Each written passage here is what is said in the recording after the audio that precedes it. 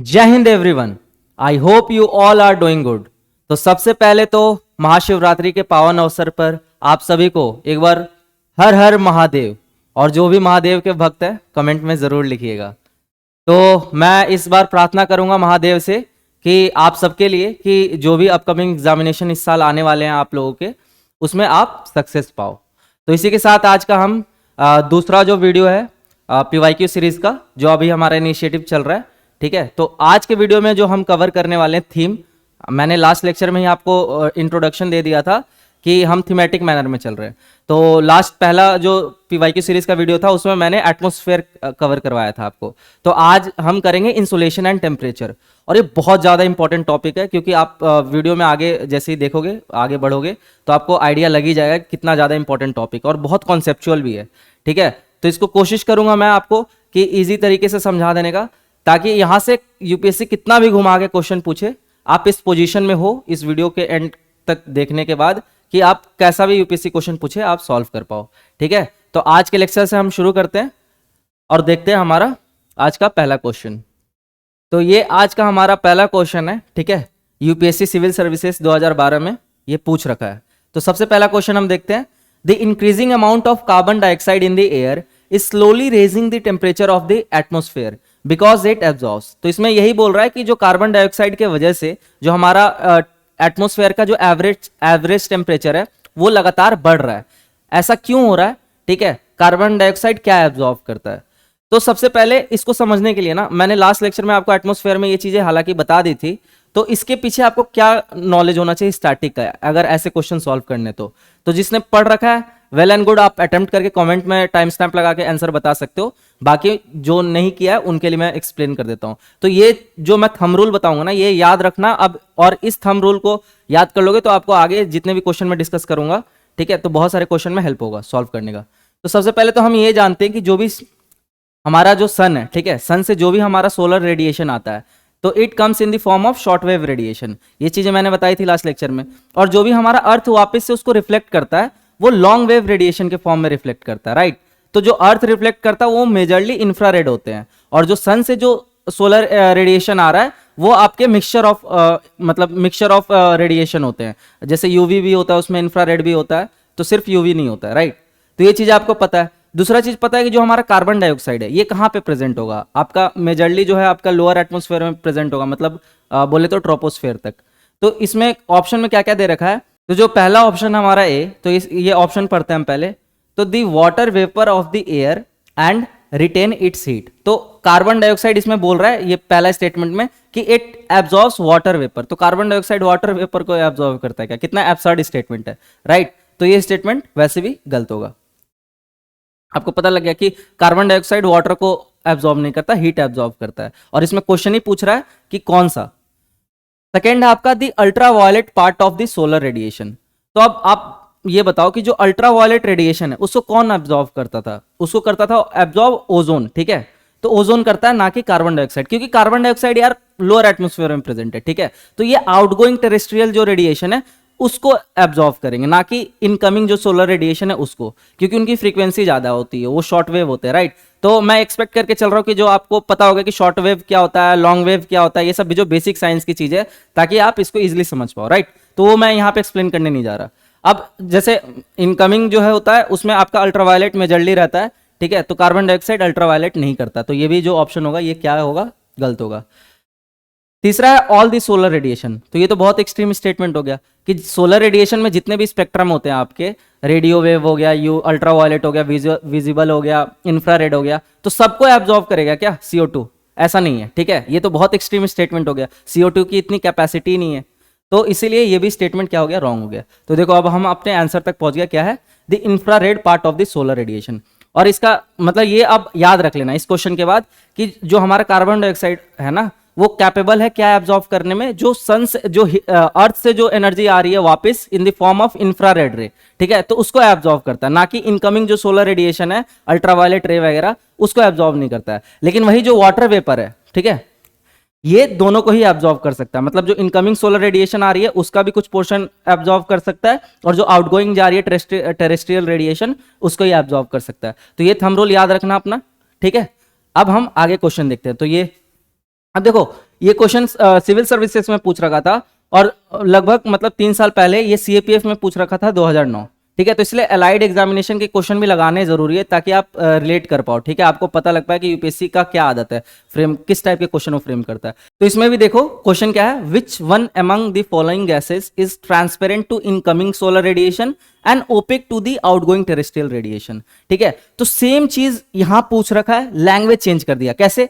इसमें भी क्या पूछ रहा था, कार्बन डाइऑक्साइड के बारे में पूछ रहा था। ठीक है, और ये बोल रहा था कि कार्बन डाइऑक्साइड की वजह से जो अर्थ का एवरेज टेम्परेचर है, ठीक है, एटमॉस्फेयर का, वो बढ़ रहा है। ठीक है, क्योंकि वो क्या एब्जॉर्ब करता है, तो हमने देखा infrared part of the solar radiation, जो कि आपका आउटगोइंग टेरेस्ट्रियल रेडिएशन है। इसमें भी क्या पूछ रहा है कि ऐसा कौन सा गैस है कि जो इनकमिंग सोलर रेडिएशन है वो उसके लिए वो ट्रांसपेरेंट है। ट्रांसपेरेंट मतलब पास होने दे रहा है, उसको एब्जॉर्ब नहीं कर रहा है, और ओपेक है आउटगोइंग टेरेस्ट्रियल रेडिएशन के लिए। तो अभी हमने देखा सेम इस क्वेश्चन में हमने देखा कार्बन डाइऑक्साइड। ठीक है, तो कार्बन डाइऑक्साइड हमने पढ़ा कि इनकमिंग सोलर रेडिएशन को तो पास होने दे रहा है, बट आउटगोइंग जो टेरेस्ट्रियल रेडिएशन है इन द फॉर्म ऑफ इंफ्रारेड रे, उसके लिए वो ओपेक है। तो यहां पे भी क्या ऑप्शन हो जाएगा आपका, कार्बन डाइऑक्साइड। तो देखा कैसे क्वेश्चन लिंकेज है, खाली लैंग्वेज चेंज किया है। तो कॉन्सेप्ट आपने यहां सीखा और क्वेश्चन आप ये भी सॉल्व कर पा रहे हो सकता है यूपीएससी में यहीं से स्टेटमेंट उठा के यही कॉन्सेप्ट से आपको फ्रेम कर दे। तो अभी आज हम ना ढेर सारे क्वेश्चन लगाने वाले हैं, तो आप बने रहिएगा वीडियो तक और कॉन्सेप्ट को सीखते जाइए, क्योंकि एक एक क्वेश्चन के साथ मैं उसका कॉन्सेप्ट भी पीछे का एक्सप्लेन करते जाऊंगा।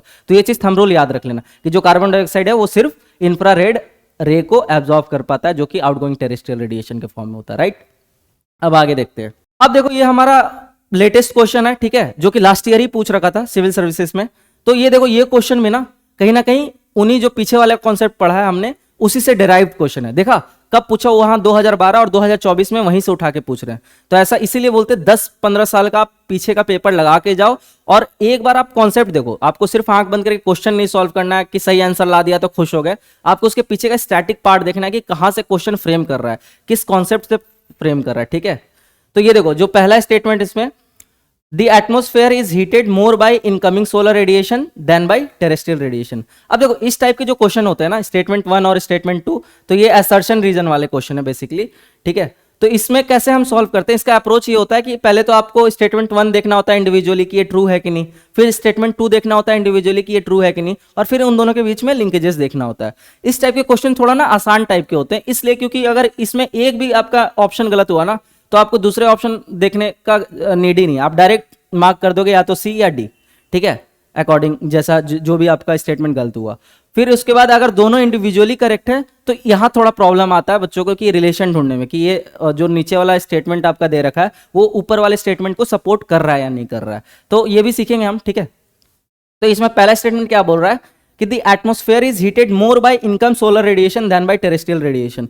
तो अभी मैंने क्या बोला, ये चीज देखो थंब रूल याद रखना, जो अर्थ जो हमारा हीटअप हो रहा है ना वो आउटगोइंग टेरेस्ट्रियल रेडिएशन की वजह से हो रहा है, ना कि इनकमिंग सोलर रेडिएशन की वजह से।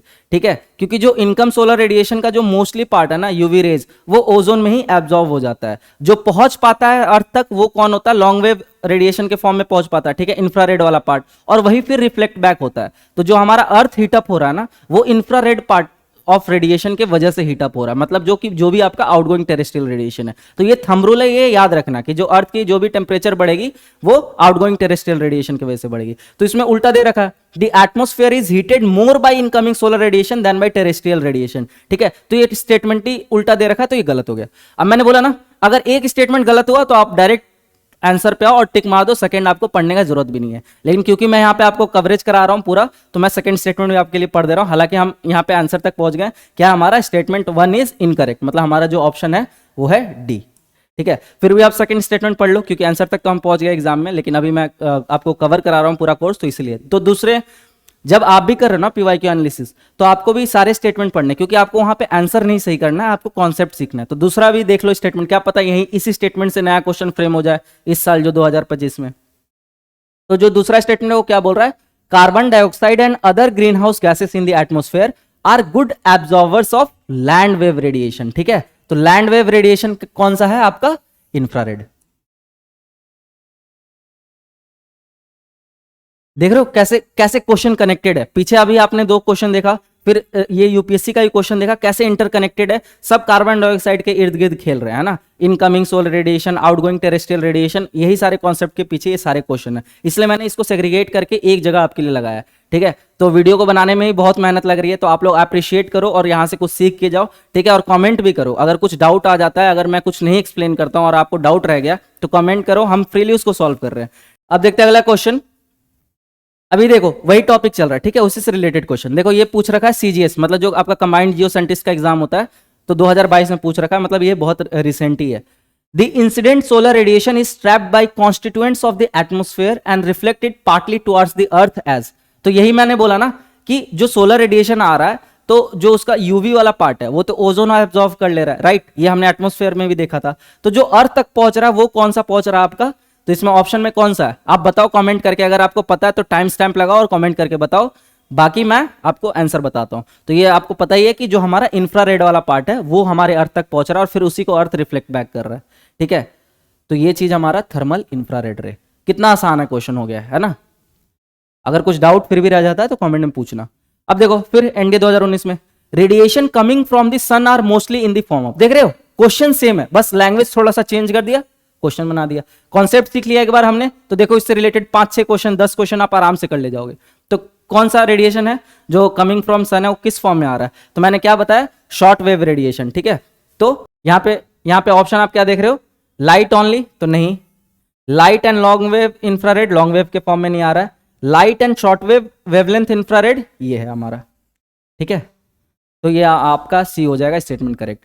और मैं अभी आपको ना इसके पीछे का भी लॉजिक बताऊंगा, अभी आगे आपका कॉन्सेप्ट आएगा इंसुलेशन, तो अभी मैं इंसुलेशन भी आपको कवर करा लूंगा ब्रीफली में। तो वहां पे आपको बताऊंगा ऐसा क्यों है, क्यों ही जो सन से है शॉर्ट वेव आ रहा है। क्योंकि देखो कभी कोई चीज पूछो ना तो always ask why and how. अगर ये चीज आप करना सीख गए ना तो आप समझो अच्छे से सब्जेक्ट को पूरा समझ पाओगे।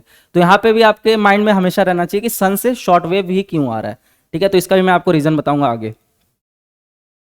अब देखो फिर क्वेश्चन देखो, सीडीएस 2012 में पूछ रखा है, carbon dioxide is called a green house gases.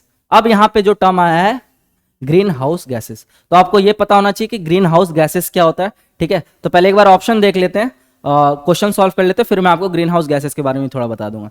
तो इसका क्या है, इसमें तो यही बताना ही है कि ग्रीन हाउस गैसेस क्यों कहते हैं कार्बन डाइऑक्साइड को। तो its concentration remains always higher than other gases. तो ये कितना एब्सर्ड स्टेटमेंट, हम किसी को ग्रीन हाउस गैसेस क्यों बोलेंगे, मतलब उसका कंसंट्रेशन दूसरे गैसेस के मुकाबले ज्यादा है इसीलिए क्या। तो ये स्टेटमेंट आप खुद बताओ, अगर एक लॉजिक से भी अगर इस क्वेश्चन को आपको सॉल्व करना हो, तो किसी की क्वांटिटी ज्यादा है इसलिए हम उसको ग्रीन हाउस गैसेस बोल रहे हैं, कहाँ का मतलब न्याय है। तो ये स्टेटमेंट जो है आपका ये गलत हो गया। फिर आपका it is used in photosynthesis, तो जो आपका ग्रीन हाउस गैसेस होता है it is used in photosynthesis. तो आप बोलोगे अरे इस कार्बन डाइऑक्साइड तो यूज होता है फोटोसिंथेसिस में, अगर आपको ऐसा लग रहा है तो चलो भाई होल्ड पे रख लो। लेकिन क्योंकि फोटोसिंथेसिस में यूज हो रहा है इसलिए हम उसको ग्रीन हाउस गैसेस बोल रहे हैं। तो ये थोड़ा सा क्लोज ऑप्शन है, मतलब अगर किसी को पीछे का कॉन्सेप्ट नहीं पता है ना तो हो सकता है इसको मार्क करके आए। अब तीसरा चीज, इट एब्जॉर्ब्स इंफ्रारेड रेडिएशन, ठीक है। तो हमने पहला ही क्वेश्चन में देखा था कि जो कार्बन डाइऑक्साइड है किस रेडिएशन को एब्जॉर्ब कर रहा है, इंफ्रारेड वाले रेडिएशन को। तो उससे क्या हो रहा है, उससे वो एनर्जी को एब्जॉर्ब कर रहा है और अर्थ का जो एवरेज टेम्परेचर है उसको रेज कर रहा है, ठीक है। तो ये स्टेटमेंट हमारा बी और सी में ज्यादा करेक्ट क्या लग रहा है हमें, ये। और इट एमिट्स विजिबल रेडिएशन, ये तो एकदम से एब्सर्ड है। तो अगर आप 50-50 में ही खेलते ना, ए और डी तो आपका एलिमिनेट हो गया। अगर आपको 50-50 में भी खेलना होता तो ग्रीन हाउस गैसेस तो आए दिन न्यूज में रहते हैं, तो आपको ये पता, मतलब हर बार आप न्यूज में सुनते होंगे कि क्योंकि ग्रीन हाउसेस गैसेस का जो लेवल है due to vehicular emission, industrial emission, उसका जो लेवल है एटमोस्फेयर में कंसंट्रेशन बढ़ रहा है, इसीलिए जो आपका अर्थ का एवरेज टेम्परेचर है वो भी बढ़ रहा है, ठीक है। तो ये तो सुनते आ रहे होगे, तो आपको वहां से लॉजिक लगा सकते थे कि ग्रीन हाउस गैसेस वो गैसेस हैं जो कि कंट्रीब्यूट कर रहे हैं to raise the temperature of average temperature of atmosphere और अर्थ। फोटोसिंथेसिस आपका उसका कोई कंट्रीब्यूशन नहीं है टेम्परेचर को रेज करने में। तो ऑब्वियस सी बात है सी ऑप्शन हमारा ज्यादा करेक्ट है। और आपको यही देखना होता है, ऑप्शन में ना बहुत बार होता है ना कि दो करेक्ट आंसर, ऐसा नहीं होता कि हर ऑप्शन गलत ही होता है। हो सकता है कि एक क्वेश्चन में आपको दो ऑप्शन सही दिख रहे हो, लेकिन फिर हमें उसमें डिसाइड करना होता है कि ज्यादा सही कौन है, ठीक है, ज्यादा अप्रोप्रिएट कौन है। तो यूपीएससी की ये आदत है क्वेश्चन फ्रेम करने की इस टाइप की भी, तो आप इस टाइप के क्वेश्चन को ऐसे डील करोगे, राइट। अब देखो फिर से अभी कॉन्सेप्ट हमारा वही चल रहा है, कार्बन डाइऑक्साइड, टेरेस्ट्रियल रेडिएशन, ठीक है, इनकमिंग सोलर रेडिएशन। अब देखो एनडीए 2021 में पूछ रखा है, the earth atmosphere is mainly heated by which one of the following. तो मैंने अभी आपको बताया, थंब रूल याद कर लो, अर्थ जो हीट हो रहा है वो किससे हो रहा है, आउटगोइंग टेरेस्ट्रियल रेडिएशन से। तो देख लो शॉर्ट वेव सोलर रेडिएशन नहीं, क्यों, क्योंकि ये तो इनकमिंग सोलर रेडिएशन है। दूसरा रिफ्लेक्टेड सोलर रेडिएशन, तो ये ये भी मुझे मैं बताया ना, ये थोड़ा सा सही लग रहा है।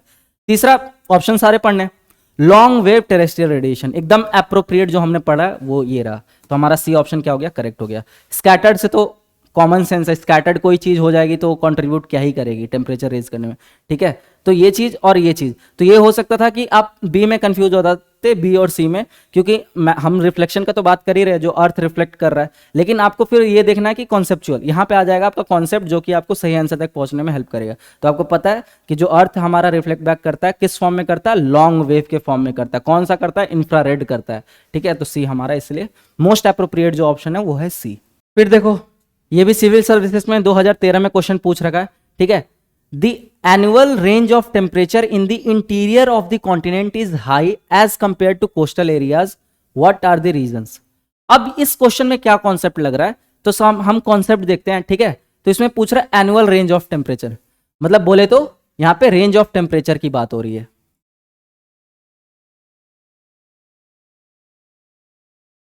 तो रेंज ऑफ टेम्परेचर क्या होता है, अब इस क्वेश्चन को सॉल्व करने के लिए पहले हम देखेंगे कौन कौन सा हमें कॉन्सेप्ट लगेगा, लेकिन एक बार आप क्वेश्चन फिर भी पढ़ लो, ठीक है। उसके बाद मैं रिलेटेड कॉन्सेप्ट जो है आपको यहाँ पे एक्सप्लेन कर दूंगा और फिर आप क्वेश्चन सॉल्व करना। तो यहाँ पे एक तो पहले हमें पता है रेंज ऑफ टेम्परेचर हमें पता होना चाहिए, दूसरा जो हमें कॉन्सेप्ट पता होना चाहिए वो होना चाहिए टेम्परेचर ग्रेडियंट का, ठीक है। तो आपने स्टैटिक तो कवर कर ही रखा है, तो आपको ये इस टर्म से आप फैमिलियर हो गए, नहीं भी किया है तो कोई दिक्कत नहीं, मैं यहाँ पे अभी आपको एक्सप्लेन करने जा रहा हूँ, डोंट वरी, ठीक। उसके बाद फिर आपका कौन सा यहाँ पे लैंड ब्रिज और सी ब्रिज आपने पढ़ रखा होगा, क्योंकि यहाँ पे आपका लैंड और सी का कंपैरिजन कर रहा है, तो वहां पे हमने क्या पढ़ा था, लैंड ब्रिज और सी ब्रिज, ठीक है। तो आई होप आपको ये कलर विजिबल होगा, ठीक है। अगर नहीं है तो मैं एक बार कलर चेंज कर लेता हूँ, मुझे लग रहा है कि आई थिंक आपको रेड ज़्यादा विजिबल नहीं है, तो मैं आपके लिए येलो कर लेता हूँ, ठीक है। तो ये अब आपको ज़्यादा विजिबल होगा, लैंड ब्रिज और सी ब्रिज। तो देखो ये कॉन्सेप्ट पहला, दूसरा, तीसरा, ठीक है, और चौथा स्पेसिफिक हीट भी जानना पड़ेगा अगर इस टॉपिक को समझना है तो, ठीक है। तो आपको यही करना, जब आप पीओआईक्यू एनालिसिस करते हो ना, तो आप पहले पीओआईक्यू पढ़ो, और क्योंकि मैंने पहले से पढ़ रखा क्वेश्चन इसलिए मुझे पता है इसमें ये कॉन्सेप्ट है, लेकिन आप जब आप पढ़ रहे हो तो आपको भी आइडिया लग जाएगा, अगर आपने स्टैटिक कवर कर रखा ना, कि यहाँ पे कौन कौन से कॉन्सेप्ट्स अप्लाई होंगे इस क्वेश्चन को सॉल्व करने के लिए। कोई भी एक क्वेश्चन आता है ना तो इंडिविजुअल कोई कॉन्सेप्ट्स पे नहीं आता, वो मतलब बोलते हैं ना कलेक्शन ऑफ कॉन्सेप्ट्स को मर्ज करके एक क्वेश्चन फ्रेम होता है, राइट। तो अब यहाँ पे जो पूछ रहा है thermal difference between land and water, variation in altitude between continent and oceans, तो जो हमारा मेन क्वेश्चन है ये पूछ रहा है कि जो आपका इंटीरियर ऑफ कॉन्टिनेंट है उसका जो एनुअल रेंज होता है टेम्परेचर का वो ज़्यादा होता है ओशन के मुकाबले, ऐसा क्यों। तो पहले चलिए समझते हैं एक एक करके। रेंज ऑफ टेम्परेचर, तो किसी भी चीज़ का रेंज मतलब क्या होता है, हाईएस्ट माइनस लोएस्ट, ये तो मैंने आपको बता रखा है प्रीवियस लेक्चर्स में भी कि हाईएस्ट माइनस लोएस्ट करते हो तो आप किस चीज़ का रेंज आ जाता है, मतलब जहाँ पे हाईएस्ट टेम्परेचर होगा और जो लोवेस्ट टेम्परेचर होगा, ठीक है, उन दोनों के बीच का डिफरेंस बहुत ज़्यादा है तो हम बोलेंगे कि there are high range of temperature, right. इतना आप कॉन्सेप्ट क्लियर है, तो ये आपका हो गया रेंज ऑफ टेम्परेचर। दूसरा है टेम्परेचर ग्रेडियंट, तो रेंज ऑफ टेम्परेचर और टेम्परेचर ग्रेडियंट जो है इंटर रिलेटेड है। ये होता क्या है ये टर्म, तो आपने पढ़ रखा होगा स्टैटिक में कि हम जब डिस्टेंस मतलब बोलते हैं ना एक डिस्टेंस से दूसरी डिस्टेंस की तरफ जा रहे हैं, तो the rate of change of temperature with distance is known as temperature gradient, ठीक है। तो जैसे जैसे आप आगे जा रहे हो या बढ़ रहे हो, डिस्टेंस आपका चेंज हो रहा है और वहां पे आपका टेम्परेचर चेंज हो रहा है, तो उसी को हम मेजर करते हैं टेम्परेचर ग्रेडियंट से। बेसिकली इमेजिनरी लाइन ही होती है, इसी से रिलेटेड आप आइसोथर्म भी पढ़ोगे, वो आगे मैं आपको बताऊंगा, ठीक है। तो यहाँ पे आप टेम्परेचर ग्रेडियंट याद रखना। अब यहाँ पे कहीं पे ना आपका टेम्परेचर ग्रेडियंट स्टीप होगा, स्टीप मतलब कि उसका स्लोप जो होगा ऐसे होगा, उसका मतलब कि आप थोड़ी ही दूर पे जाओगे आपको टेम्परेचर में बहुत ज्यादा रेंज मतलब बहुत ज्यादा वेरिएशन मिलेगा। तो ऐसा कहाँ पे होता है, बेसिकली आपके कॉन्टिनेंट्स में होता है। क्यों होता है, क्योंकि देखो लैंड ब्रिज और सी ब्रिज आपने पढ़ रखा है, देखो कैसे इंटरलिंकेजेस है, रेंज ऑफ टेम्परेचर फिर टेम्परेचर ग्रेडियंट। अब टेम्परेचर ग्रेडियंट क्यों ज्यादा होता है कहीं पे, अगर मान के चलो कहीं पे इसका स्टीप स्लोप बन रहा है, ठीक है, मतलब आपका थोड़ा ही डिस्टेंस आप ट्रैवल कर रहे हो तो टेम्परेचर में बहुत वेरिएशन आ जा रहा है, मतलब उसका रेंज बढ़ जा रहा है। तो ऐसा क्यों होता है, क्योंकि आपका लैंड ब्रिज और सी ब्रिज वाला कॉन्सेप्ट यहाँ पे अप्लाई होगा। तो लैंड ब्रिज सी ब्रिज जब हम पढ़ते थे तो वहां पे हम देखते हैं कि देखो जो वाटर है ना, ओशन, ये समझ जाओ ये ओशन है, ठीक है, और ये आपका लैंड है। अब आपको ये चीज पता है कि ओशन का जो स्पेसिफिक हीट है ना वो ज्यादा है। क्यों ज्यादा है, क्योंकि स्पेसिफिक हीट, पहले ये भी जान लो स्पेसिफिक हीट क्या होता है, तो the amount of energy required, ठीक है, to raise the temperature of substance by 1 degree Celsius. नहीं समझ आया होगा, कोई दिक्कत नहीं, फिर से मैं समझाता हूं उसको कि अगर किसी सब्सटेंस का अगर आपको टेम्परेचर बढ़ाना है बाई 1 डिग्री सेल्सियस, ठीक है, तो उसके लिए आपको कुछ एनर्जी लगेगी, उसी एनर्जी को हम क्या बोल रहे हैं, स्पेसिफिक हीट। अब समझ आ गया। तो हम बोल रहे हैं कि ओशन का जो स्पेसिफिक हीट है या वाटर का जो स्पेसिफिक हीट है वो ज्यादा होता है। क्यों ज्यादा होता है? क्योंकि देखो ओशन का ना, अब हम कंपैरिजन करेंगे, अगर हम बोल रहे हैं किसी का ज्यादा है तो क्यों ज्यादा है, तो कंपैरिजन कर लो। तो लैंड का हमें पता है कि लैंड का डेंसिटी बहुत ज्यादा होता है, ठीक है, and it is very opaque surface. Opaque surface मतलब जो भी सन से जो सोलर रेडिएशन आता है तो वो बहुत कम डेप्थ तक हीट अप कर पाता लैंड को, मतलब अप टू 10 मीटर तक, अप टू 10 मीटर तक जो होता है, अप टू 10 to 20 मीटर तक आपका लैंड हीट अप हो पाता है इनकमिंग सोलर रेडिएशन से। क्यों? क्योंकि पता ही आपको लैंड बहुत पत्थर से बना हुआ है, ठीक है, नीचे आपका कॉन्टिनेंटल क्रस्ट है, ऊपर तो काफी हाई डेंसिटी होती है उसकी। लेकिन जो ओशन होता है, ठीक है, ओशन क्या होता है आपका, बेसिकली इसकी मोबिलिटी ज्यादा होती है और इसका डेप्थ ज्यादा होता है, मतलब जो आपका सनरेज होगा ना वो आपका ज्यादा डेप्थ तक हीट कर पाएगा वाटर को। तो इसका मतलब जो आपने पढ़ा होगा ओशनोग्राफी में फोटोइक जोन, तो फोटोइक जोन क्या होता है आपका कि जहां तक आपका जो सोलर रेडिएशन है ओशन को हीट कर पा रहा है जितने डेप्थ तक, उस डेप्थ को हम बोलते हैं फोटोइक जोन। तो ये आपका अराउंड होता है 300 मीटर तक, ठीक है।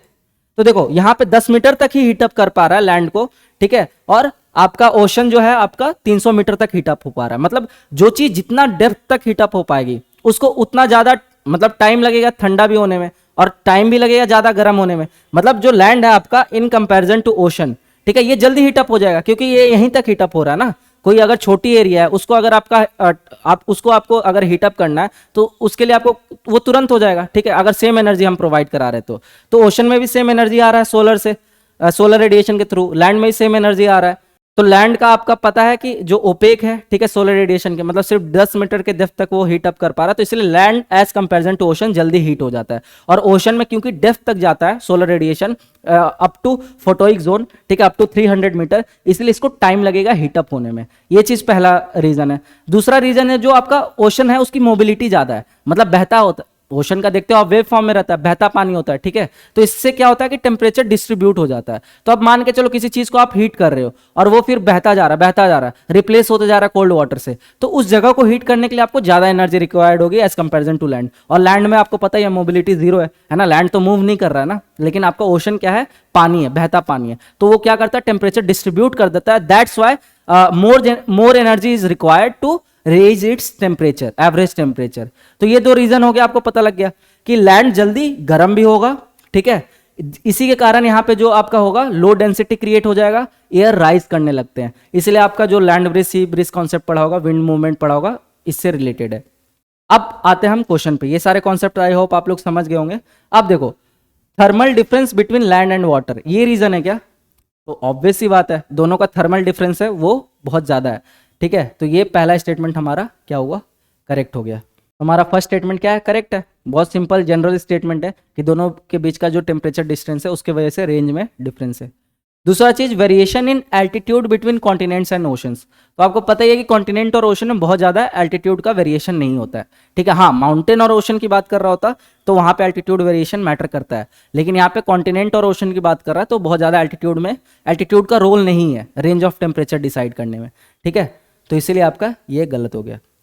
तीसरा presence of strong winds in the interior, तो देखो आप पता है लैंड ब्रिज सी ब्रिज कॉन्सेप्ट आपने पढ़ रखा है, तो आपको पता है कि जो कोस्टल रीजन होते हैं ना वहां पे आपका विंड का जो इंपैक्ट होता है ज्यादा होता है, क्योंकि लैंड ब्रिज और सी ब्रिज का जो इंपैक्ट है वो ज्यादा कहाँ देखने मिलेगा, जहां पे वो चीजें हो रही है, कर हो रही है, तो वो ज्यादा कर कहाँ हो रही है, नियर कोस्टल एरिया, ठीक है, जहां पे ओशन पास में प्रेजेंट है और कॉन्टिनेंट भी पास में प्रेजेंट है, तो वहां पे आपको ज्यादा दिखेगा इंपैक्ट लैंड ब्रिज और सी ब्रिज का, ठीक है, लेकिन अंदर इंटीरियर ऑफ कॉन्टिनेंट में ये चीज इसका इंपैक्ट कम होता है, तो इसीलिए जो स्ट्रॉन्ग विंड्स ये गलत है, ठीक है, इंटीरियर में आपका जो प्रिवेलिंग विंड होता है उसकी इंटेंसिटी कम होती है, तो दिस स्टेटमेंट इज रॉन्ग।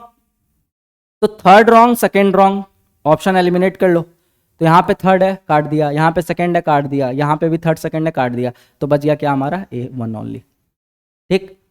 और चौथा स्टेटमेंट तो अब पता ही है, हम आंसर तक तो पहुंच ही गए वन ओनली, लेकिन फिर भी फोर्थ स्टेटमेंट पढ़ लो क्या है, heavy rains in the interior as compare to coast, तो ये भी गलत है, आपको पता है कोस्ट में ज्यादा बारिश होता है एज कंपेयर टू इंटीरियर, ठीक है, तो दैट इज द रीजन कि इंटीरियर में जो एनुअल रेंज होता है ना तो आप दिल्ली में जो रहता होगा उसको पता होगा कि ठंड में बहुत ज़्यादा ठंड पड़ती है, गर्मी में बहुत ज़्यादा गर्मी पड़ता है। तो जो मैक्सिमम टेम्परेचर है, जो मिनिमम टेम्परेचर है, दोनों का डिफरेंस निकालोगे तो आप बहुत ज़्यादा आएगा। लेकिन जो कोस्टल रीजन में रहते हैं, मुंबई साइड में जो रहते हैं, उनको पता है कि जो पूरे थ्रू आउट द ईयर ना, जो उनका जो एवरेज टेम्परेचर होता है वो लगभग 20 से 24 डिग्री सेल्सियस के बीच में मेंटेन रहता है, due to presence of ocean and prevailing winds. ठीक है, अब आते हैं, अब देखो ये रिसेंट क्वेश्चन है, 2023 में पूछा यूपीएससी का। अब ये सारे कॉन्सेप्ट आप समझ गए तो देखो ये भी क्वेश्चन सॉल्व कर लोगे। और देखो क्रोनोलॉजी देखो, 2013 में पूछा था, फिर 2023 में सेम कॉन्सेप्ट से उठा के क्वेश्चन पूछ लिया। ठीक है, तो ये भी पैटर्न रिपीट होता है, तो बनाओ आप पैटर्न।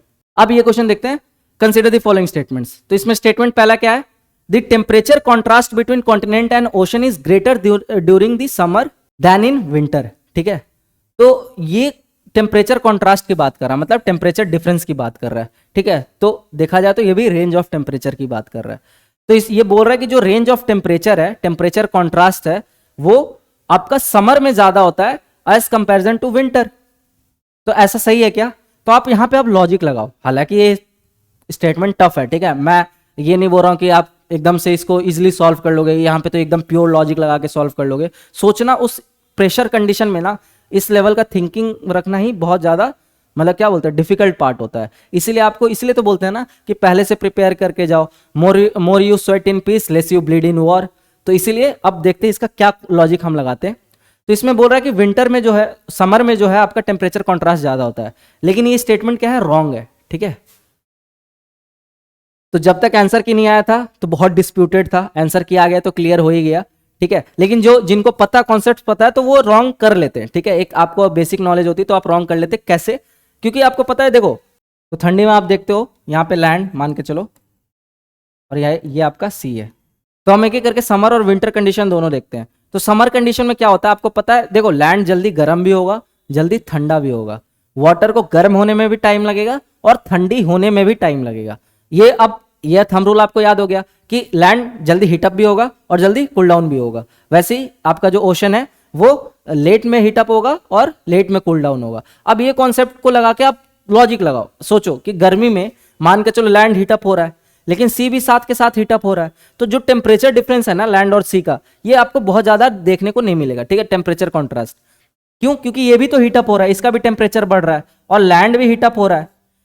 अब ठंडी में क्या सिनेरियो होता है, ठंडी में लैंड तो बहुत जल्दी कूल डाउन हो जाता है, लेकिन जो सी है इसका क्योंकि स्पेसिफिक हीट ज्यादा है, मतलब इसने अपने अंदर बहुत सारा हीट स्टोर कर रखा है, तो इसको ठंडा होने में थोड़ा ज्यादा टाइम लगेगा। तो लैंड मान के चलो इसकी टेम्परेचर एकदम से कम हो गई और अभी सी धीरे धीरे धीरे धीरे ठंडा हो रहा है। तो अब आपको नहीं लगता कि जो टेम्परेचर डिफरेंस होगा बहुत ज्यादा हो जाएगा?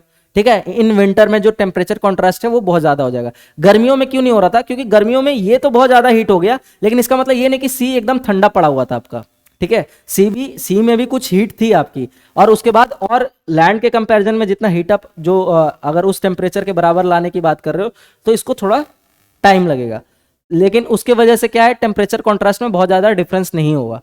तो इसीलिए विंटर में जो टेम्परेचर कॉन्ट्रास्ट है वो आपको ज्यादा देखने को मिलता है। तो this means this statement is wrong. इसमें उल्टा बोल रहा है, the temperature contrast between continent and ocean is greater during summer. तो ये गलत है। ठीक है, तो इस टाइप का क्वेश्चन मैंने बोला ही, एक गलत कर लिया तो आपका स्टेटमेंट पहुंच गया कौन सा, स्टेटमेंट 1 इज इनकरेक्ट, मतलब इसका ऑप्शन क्या है, डी। फिर भी आप नॉलेज के लिए दूसरा स्टेटमेंट भी देख लो, the specific heat of water is more than that of land surface, ये हमको पता है, ये स्टेटमेंट करेक्ट है। तो ऐसे आपको अप्रोच रखना है। कॉन्सेप्ट तो आपको पता होना ही चाहिए, लेकिन भाई यूपीएससी है तो थोड़ा सा लॉजिक भी आपको लगाना पड़ेगा, राइट। अब आगे देखते हैं क्वेश्चन। अब देखो क्वेश्चन आपका कंबाइंड जियो साइंटिस्ट 2021 में, विच one among the following statement is not correct. तो ये भी ध्यान से पढ़ना है आपको, नॉट करेक्ट पूछ रहा है। The troposphere is lower at high latitudes than low latitudes. और आप समझो किसके बारे में बात कर रहा है, ये हाई लैटिट्यूड्स के बारे में बात कर रहा है। ठीक है, तो हाई लैटिट्यूड्स पे क्या होते हैं, आपके पोल्स होते हैं, जो आपका सब ट्रॉपिकल रीजन, और पोल्स आता है हाई लैटिट्यूड्स पे। तो ये क्या बोल रहा है कि जो ट्रोपोस्फियर है हाई लैटिट्यूड्स पे क्या होगा, लोअर होगा। ठीक है, तो ये चीज तो मैंने आपको एटमॉस्फेयर में ही डिस्कस करा दिया था ना, कि जो आपकी ट्रोपोस्फेयर की हाइट होगी वो इक्वेटर पे ज्यादा होगी और पोल्स पे कम होगी। उसका रीजन भी मैंने एक्सप्लेन ऑलरेडी कर रखा है लास्ट लेक्चर में। जिन्होंने नहीं किया है तो लास्ट लेक्चर भी एक बार जरूर देखना, क्योंकि इंटरलिंक्ड होती है सारी टॉपिक्स, राइट। तो देखो यहाँ पोल्स की बात कर रहा है और यहाँ बोल रहा है the troposphere is lower at higher latitudes, मतलब स्टेटमेंट सही है। देखा कैसे इन्फ्रेंस ड्रॉ किया, स्टेटमेंट से आपको पता लग गया क्या क्वेश्चन है, और लास्ट जो लेक्चर का नॉलेज से। अब दूसरा देखते हैं, इसमें हमें नॉट करेक्ट पूछा, तो मतलब ये हमारा आंसर नहीं है। फिर देखो, the north south temperature gradient are much steeper in winter. तो ये हमने अभी देख लिया कि विंटर में जो आपका टेम्परेचर ग्रेडियंट बोले तो जो आपका रेंज ऑफ टेम्परेचर है, टेम्परेचर कॉन्ट्रास्ट, सब ये सारा सेम, मीनिंग लगभग सेम होता है लेकिन नामकरण अलग अलग है। तो ये आपका स्टीप होता है, मतलब कि आपका टेम्परेचर कॉन्ट्रास्ट बहुत ज़्यादा होगा, तभी तो आप थोड़ी सी डिस्टेंस पे जाओगे तो आपको टेम्परेचर डिफरेंस ज़्यादा देखने को मिलेगा, राइट। तो ये चीज़ स्टेटमेंट सही है, मतलब ये भी ऑप्शन हमारा गलत हो गया क्योंकि हमें नॉट करेक्ट पूछ रहा है। तीसरा, the strongest horizontal temperature gradient are in middle latitudes in both summer and winter. अब हो सकता है आपको स्टेटमेंट में कंफ्यूजन हो, राइट, तो ये चीज़ आप होल्ड पे लगा लो, क्योंकि अब इतना डिटेल कौन पढ़ के जाएगा, और ना मैं आपसे बोल रहा हूँ कि आप इतना डिटेल पढ़ के जाओ, लेकिन हमेशा ना यूपीएससी देखो स्टेटमेंट में ना छुपाता है आपको सही आंसर तक पहुंचने का। तो देखो बी स्टेटमेंट में क्या बात कर रहा है आपका, कि जो आपका नॉर्थ साउथ टेम्परेचर ग्रेडियंट है वो स्टीपर है विंटर में, ठीक है।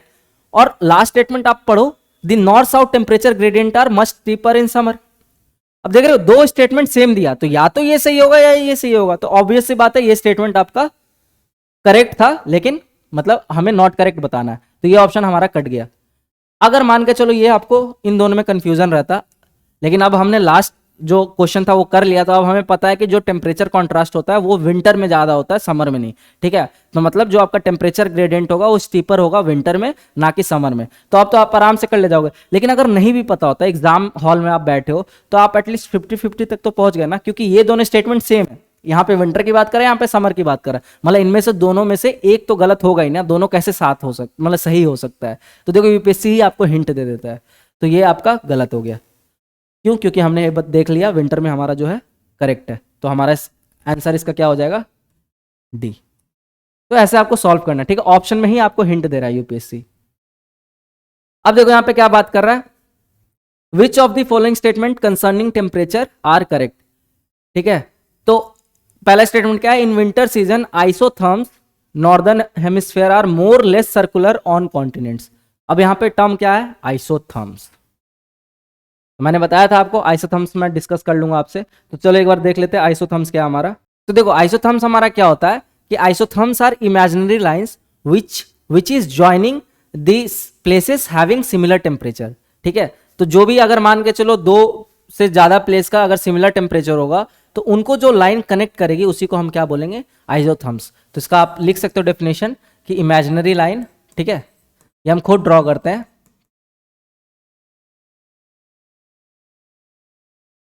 joining the places having similar temperature, ठीक है। तो अब आइसोथर्म्स में आपको दो कंडीशन देखना है, मैं आपको इंपॉर्टेंट बताता हूं, थंब रूल है, ठीक है। ये चीज आप समझ जाओगे तो आइसोथर्म्स से रिलेटेड सारे क्वेश्चन कर लोगे। तो देखो आप ये देखते हो कि ये हमारा मान के चलो ये डायग्राम है, ये आपका कॉन्टिनेंट हो गया, ये आपका ओशन हो गया, ठीक है। फिर ये आपका कॉन्टिनेंट हो गया, सी लिख देता हूं मैं, और फिर ये आपका ओशन हो गया। अब बीच से आप 0 डिग्री पे इक्वेटर ले लो, ये मैं ग्लोब के रेफरेंस में दे रहा हूं आपको, ठीक है। तो ऐसे आप समझ सकते हो, नॉर्थ अमेरिका वाला पार्ट, अटलांटिक ओशन वाला पार्ट, फिर आपका अफ्रीका, ठीक है, अफ्रीका वगैरह जो है, ऊपर यूरेशिया, एशिया, ठीक है, उसके बाद इधर आपका पैसिफिक ओशन। तो इसको ऐसे समझ जाओ, तो ये आपका कॉन्टिनेंट ओशन, कॉन्टिनेंट ओशन। अब यहाँ पे आइसोथर्म्स कैसा होता है आपका, तो आइसोथर्म्स का मतलब तो आपने देख लिया कि line joining the similar temperature, है ना, प्लेसेस हैविंग सिमिलर टेम्परेचर। तो अब कॉन्टिनेंट में क्या होगा, जैसे फॉर एग्जांपल अब देखो समर कंडीशन देखते हैं, तो ये आपका ऊपर 0 डिग्री से ऊपर क्या होता है, आपका नॉर्दर्न हेमिस्फेयर होता है, ठीक है, और 0 डिग्री से नीचे आपका क्या होता है, साउदर्न हेमिस्फेयर होता है, सदर्न हेमिस्फेयर। अब नॉर्दर्न हेमिस्फेयर में मान के चलो समर है, और सदर्न हेमिस्फेयर में आपका विंटर है, ठीक है। तो कॉन्टिनेंट का टेम्परेचर समर में क्या होगा, ज्यादा होगा एज कंपेरिजन टू ओशन। तो मैं एक हाइपोथेटिकल ले रहा हूं 35 डिग्री सेल्सियस, ठीक है। तो ये रहा आपका 35 डिग्री सेल्सियस। तो ओशन का क्या होगा आपका, इसको देखो, ये जो डायग्राम बना रहा हूं ना मैं आपको साथ में बना के इसलिए दिखा रहा हूं, मैं चाहता तो पहले से ड्रॉ करके रख सकता था, लेकिन आप साथ के साथ देखते हो ना, तो आप भी कॉपी पेन में लेके साथ के साथ ड्रॉ करो, तो आपको एकदम समझ आएगा लॉजिक। कुछ भी चीज समझने से पहले ना उसके पीछे का बहुत ज्यादा कॉन्सेप्ट होता है, उसको पहले हम समझते, then only will be able to understand the logic behind the question. तो ये चीज 35 डिग्री सेल्सियस है। अब आपको पता ओशन का क्या होगा, कंपैरेटिवली क्या होगा, कम होगा, ठीक है। तो ये क्या होगा, 30 होगा। कॉन्टिनेंट का ये भी 35 ले लो, और मैं ये हाइपोथेटिकल ले रहा हूं क्योंकि एकदम आइडियल तो होता नहीं है, इसलिए आइसोथर्म भी आपके आइडियल नहीं दिखते होंगे, टेढ़े मेढ़े दिखते हैं। फिर ओशन में आपका 30 डिग्री हो जाएगा। तो यहां तक आप फॉलो कर रहे होगे, राइट।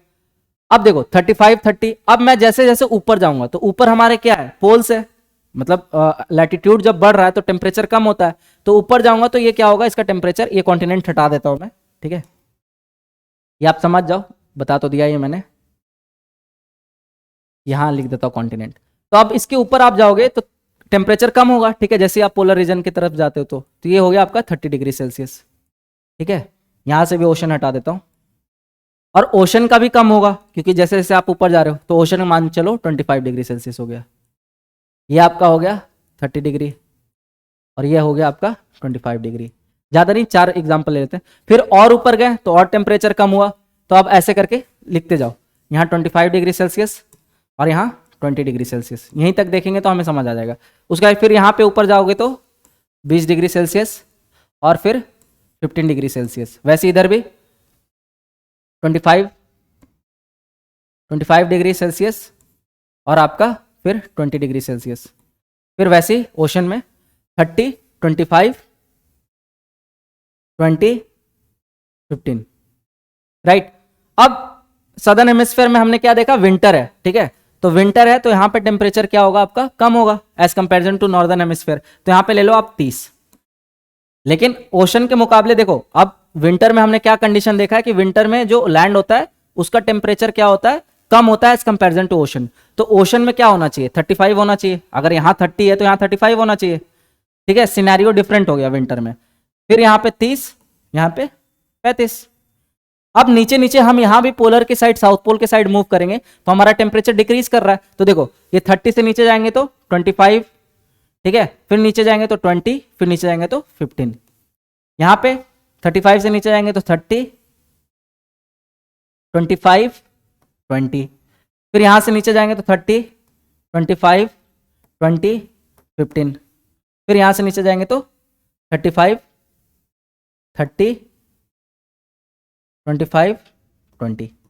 ये डायग्राम अब तक आप फॉलो कर रहे होगे। अब मैंने क्या बोला, जो आइसोथर्म होता है इमेजिनरी लाइन होता है विच is joining the places having similar temperature. तो आप ज्वाइन कर दो, तो इसको अलग कलर में ले लेता हूं। तो अब देखो 35 डिग्री सेल्सियस ये रहा, यहां पे कोई लाइन नहीं मिल रहा। अब देखो 30 डिग्री सेल्सियस ये रहा, इसको जोड़ो ऐसे, ठीक है, 30 डिग्री सेल्सियस से, फिर यहां पे आप बढ़ रहे हो 30 डिग्री सेल्सियस 30 डिग्री सेल्सियस, फिर ये जोड़ा 30 डिग्री सेल्सियस, फिर यहां बढ़े और फिर ये जोड़ा 30 डिग्री सेल्सियस। तो ये आपका इस टाइप का कुछ लाइन बन के आ रहा है, ठीक है। आई होप आप लोग को विजिबल होगा। फिर देखो 25 को जोड़ो, तो ये 25 यहां, फिर यहां, फिर यहां और फिर यहां, ठीक है, फिर ऐसे 20 यहां यहां,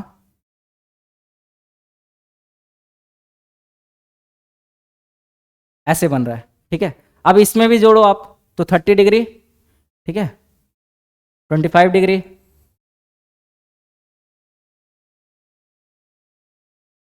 वैसे ही 20 डिग्री।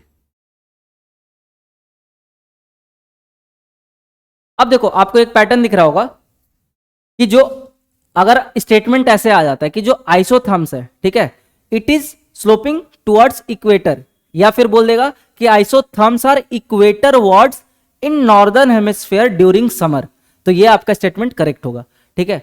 और वैसे ही आपका सदर्न हेमिस्फीयर में भी आप देख रहे हो कि विंटर में आपका जो आइसोथर्म्स है इट इज मूविंग पोलवर्ड्स, ठीक है। तो ये स्टेटमेंट, तो मतलब समर में जो आपका नॉर्दर्न हेमिस्फीयर में क्या हो रहा है, आइसोथर्म इक्वेटर वर्ड मूव कर रहा है, और सदर्न हेमिस्फीयर में विंटर है तो यहां पे कहां मूव कर रहा है, पोलवर्ड्स कर रहा है। तो आई होप आपको ये डायग्राम से क्लियर हो गया। तो आपको लास्ट में क्या याद रख लेना, न्यूमोनिक्स। तो देखो एक बार फिर से रिकॉल कर लेते हैं, ठीक है, अब आपको क्लियर हो जाएगा। जब हमने क्या केस देखा, हमने जो एग्जाम्पल लिया, केस लिया है, वो लिया है नॉर्दर्न हेमिस्फीयर में समर है, तो नॉर्दर्न हेमिस्फीयर में जब समर है और आप मूव कर रहे हो कॉन्टिनेंट टू ओशन, देखो कॉन्टिनेंट टू ओशन जा रहे हो, तो जो आपका आइसोथर्म्स है वो कहां जा रहा है, टुवर्ड्स इक्वेटर, ठीक है। फिर अगर आप ओशन से कॉन्टिनेंट जा रहे हो, मतलब यहां से यहां जा रहे हो, तो आपका जो आइसोथर्म है वो कहां मूव कर रहा है, पोलवर्ड्स के थ्रू, ठीक। फिर वैसी केस देखो आप सदर्न हेमिस्फीयर का, सदर्न हेमिस्फीयर में हमने क्या बताया, विंटर है, तो विंटर में अगर आप कॉन्टिनेंट टू ओशन जा रहे हो तो टुवर्ड्स पोलवर्ड्स, मतलब आपका आइसोथर्म मूव कर रहा है, और ओशन से, ये ओशन है, ये कॉन्टिनेंट है, ठीक है, ये भी कॉन्टिनेंट है, ओशन से कॉन्टिनेंट जा रहे हो तो ये आपका इक्वेटर वर्ड्स जा रहा है, देखो ये इक्वेटर है 0 डिग्री, तो इक्वेटर की तरफ ये मूव कर रहा है। तो ये स्टेटमेंट याद रखना, ऐसे यूपीएससी घुमा देता है। और इसी का उल्टा केस कर दो आप, उल्टा केस आप खुद बना लेना, नॉर्दर्न हेमिस्फीयर में विंटर कर दो और सदर्न हेमिस्फीयर में समर कर दो, और ये आपका प्रैक्टिस क्वेश्चन रहेगा, ठीक है। और जो कर लेगा वो कमेंट सेक्शन में ही बता देना कि वहां पे क्या सिनेरियो होगा, मतलब आपको जो जवाब देना है तो कमेंट सेक्शन में ये जवाब देना कि अगर नॉर्दर्न हेमिस्फीयर में विंटर है और आप ओशन टू कॉन्टिनेंट मूव कर रहे हो तो जो आपका आइसोथर्म होगा वो टुवर्ड्स पोल होगा या टुवर्ड्स इक्वेटर होगा, ये पहला क्वेश्चन। दूसरा क्वेश्चन, आप सदर्न हेमिस्फीयर में जा रहे हो, ठीक है, तो वहां पे आपका समर आ गया, और वहां पे अगर आप ओशन टू कॉन्टिनेंट मूव करोगे तो आपका जो आइसोथर्म्स होगा पोलवर्ड्स होगा या इक्वेटर वर्ड्स होगा, मतलब टुवर्ड्स इक्वेटर होगा या टुवर्ड्स पोल होगा। तो इसका आप आंसर कमेंट सेक्शन में करके बताना, ठीक है। बाकी बहुत ज्यादा डिटेल में मैं नहीं जा रहा क्योंकि कॉम्प्रिहेंसिव कोर्स नहीं है, तो बेसिक आपको दे दिया ताकि आप क्वेश्चन सॉल्व कर पाओ। अब देखते हैं क्वेश्चंस को हम, ठीक है। तो देखो क्वेश्चन अब हमारा, अब हम इजीली सॉल्व कर पाएंगे। तो हमारा क्वेश्चन क्या था, हमारा क्वेश्चन था in winter season isotherm northern hemisphere are more और लेस सर्कुलर ऑन कॉन्टिनेंट्स, ठीक है। तो ये मान के चलो स्टेटमेंट अभी आप वेग है, तो आप मान के चलो होल्ड पे लगा दिया, गलत नहीं करना है। फिर isotherms are parallel to latitude in southern hemisphere in oceans, तो आपने ये चीज देखा कि जो आइसोथर्म्स है, ठीक है, वो आपके सदर्न हेमिस्फीयर में ना पैरेलल होंगे। वो क्यों होंगे, क्योंकि आपको पता है सदर्न हेमिस्फीयर में आपका प्रेजेंस ऑफ कॉन्टिनेंट्स बहुत कम है, तो लैंडमास कम है, तो इसलिए आइसोथर्म में बहुत ज्यादा वेरिएशन देखने नहीं मिलेगा, तो वो लगभग ऐसे होते हैं सदर्न हेमिस्फीयर में, तो इसीलिए स्टेटमेंट करेक्टेड टू। तो सेकेंड स्टेटमेंट में अगर पैरेलल है तो फर्स्ट स्टेटमेंट भी हमारा करेक्ट है, ठीक है, क्योंकि वहां पे आपका सर्कुलर मिलेगा, मतलब जो आइसोथर्म्स है उसमें ज्यादा वेरिएशन देखने मिलेगा। और थर्ड स्टेटमेंट क्या दे रहा है आपका, minimum temperature during winter is recorded in northern Canada. तो देखो ये स्पेसिफिक बात करा, तो मैंने क्या बोला, जो स्पेसिफिक डिटेल होता है ना कि जो मिनिमम टेम्परेचर आपको नॉर्दर्न कनाडा में देखने मिलेगा, तो ये मोस्टली गलत ही होते हैं। तो यहाँ से आपका अगर थर्ड गलत करते हो तो 1 और 2 सही था, आपका स्टेटमेंट हो जाएगा ए सही, ठीक। अब आइसोथर्म आपको अच्छे से कर लेना है। इस क्वेश्चन से हमें, हमारे लिए ये इंपॉर्टेंट नहीं है कि हम सही आंसर मार्क करें, हमारे लिए ज्यादा इंपॉर्टेंट है कि हम इसके पीछे का कॉन्सेप्ट पढ़ के जाए आइसोथर्म्स, ताकि आइसोथर्म से रिलेटेड अगर कोई क्वेश्चन आता है फ्यूचर में तो हम उसको अटेम्प्ट कर पाए। अब देखते हैं आगे। अब हमारा क्वेश्चन देखो, ये है आपका इंडियन इंजीनियरिंग सर्विसेज का question. If the earth atmosphere which of following have the property of absorbing the heat and contribute to the warming of atmosphere, तो ये बताओ किसकी बात कर रहा है, ठीक है, इनमें से किसकी प्रॉपर्टी है जो कि अर्थ के टेम्परेचर को बढ़ा सकता है। तो ये आपका बात कर रहा है बेसिकली ग्रीन हाउस गैसेस का, ठीक है। तो अब देखो ग्रीन हाउस गैसेस के बारे में पूछ रहा है, तो अब आपको पता होना चाहिए कि ग्रीन हाउस गैसेस में कौन कौन से आते हैं, कुछ एग्जांपल्स तो मैंने आपको दे रखा है स्लाइड में। बाकी आपको जो कॉमन याद ही होगा कि कार्बन डाइऑक्साइड है हमारा ग्रीन हाउस गैसेस, ठीक है, फिर मीथेन है हमारा green house gases, water vapour होता है ग्रीन हाउस गैसेस, फिर आपका सूट होता है ग्रीन हाउस गैसेस, ऐसे ही आपका सल्फर हेक्साफ्लोराइड होता है, और भी बहुत सारे जो आपके सीएफसी होते हैं, क्लोरोफ्लोरोकार्बन, हाइड्रोक्लोरोफ्लोरोकार्बन, ये सारे आपके ग्रीन हाउस गैसेस में आते हैं, ठीक है। इसी में फिर आपका शॉर्ट लिव्ड भी होता है और लॉन्ग लिव्ड भी होता है, तो वो चीज़ अभी मैंने दे रखा लिस्ट में, आप देख लेना, ठीक है। तो जैसे आपका लॉन्ग लिव्ड में आपका CO2 हो जाता है, शॉर्ट लिव्ड में आपका वाटर वेपर और मीथेन ये सब आ जाते हैं। तो इसमें देखो कार्बन मोनोऑक्साइड, तो आपको पता है कि carbon monoxide green house gases नहीं है, ये अब से याद रखना अगर नहीं भी पता हो तो। हाउएवर जो कार्बन मोनोऑक्साइड होते हैं ये बहुत हार्मफुल होते हैं, ठीक है, जो हमारे रेस्पिरेटरी सिस्टम के लिए या फिर जो भी लिविंग ऑर्गेनिज्म है उनके रेस्पिरेटरी सिस्टम के लिए, तो कार्बन मोनोऑक्साइड जो है आपका ग्रीन हाउस गैसेस नहीं है, तो ये आपका गलत हो गया 1। तो 1 काटते ही देखो पहला गया, बी गया और डी गया, तो आप आंसर तक डायरेक्ट क्या हो गया आपका 3 और 4। ऑक्सीजन आपको पता ही, अगर वो भी नहीं पता होता तो ऑक्सीजन देखते, तो ऑक्सीजन आपको पता ही, ऑक्सीजन हम लेते हैं, ठीक है, तो ग्रीन हाउस गैसेस की कैटेगरी में ये नहीं आता है। अब देख लेते हैं ग्रीन हाउस गैसेस क्या होता है, इसके पीछे का कॉन्सेप्ट। तो ये दे रखा है ग्रीन हाउस गैसेस, यहाँ पे मैंने लिस्ट दे रखा है, आप चाहो तो स्क्रीनशॉट ले सकते हो। आप क्योंकि क्वेश्चन में हो सकता है एग्जाम में ये भी क्वेश्चन पूछ दे कि लॉन्ग लिव्ड कौन है, शॉर्ट लिव्ड कौन है। ईयर कभी नहीं पूछेगा कौन कितने साल तक एग्जिस्ट करता है एटमॉस्फेयर में, ठीक है, लेकिन आपसे ये पूछ सकता है। तो ये आप स्क्रीनशॉट ले लो और गो थ्रू कर लेना, ठीक है, आफ्टर दिस लेक्चर। अब देखो ये क्वेश्चन है आपका आईएएस 2018 का। Consider the following statements regarding insolation. अब आया हमारा आज का सबसे मेन टॉपिक इंसोलेशन, ठीक है। तो इंसुलेशन क्या होता है, अब इंसुलेशन को अच्छे से पहले समझते हैं, तब हम इस क्वेश्चन को पढ़ेंगे, ठीक है, और उसके बाद देखते हैं सॉल्व करने। तो एक टर्म मैंने देखा, अब उसके पीछे पहले स्टैटिक पढ़ के आएंगे और उसके बाद इस क्वेश्चन को सॉल्व करेंगे, जितने भी इंसुलेशन के रिलेटेड क्वेश्चन है। तो इंसुलेशन क्या होता है अब देख लेते हैं। तो देखो इंसुलेशन आप बहुत बार सुनते होगे, इंसुलेशन और temperature they are basically not similar, ठीक है। इंसुलेशन और टेम्परेचर में बहुत ज्यादा डिफरेंस होता है। क्या डिफरेंस होता है मैं अभी बताऊंगा।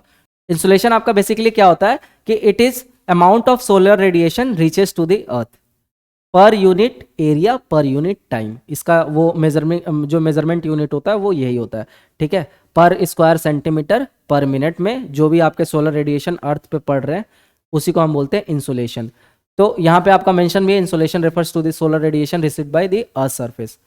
अब इंसुलेशन से आपको क्या समझना है, जैसे हम बहुत बार क्या होता है स्टार्टिंग में इंसुलेशन बस पढ़ा, उसके वो पढ़ा हमने, फैक्टर्स पढ़ा कि कौन कौन सी फैक्टर्स इंसुलेशन को इम्पैक्ट करता है और आगे निकल जाते हैं। लेकिन यहाँ पे कुछ लॉज हैं जो कि आपको पढ़ना बहुत ज़रूरी है यहाँ पे जानना, ताकि क्योंकि कुछ क्वेश्चंस आगे आएंगे तो वहाँ पे आपको इसका नॉलेज आपको लगेगा। तो लॉज कौन कौन से लॉज हैं, एक तो है आपका स्टीफन बोल्ट्जमैन लॉ,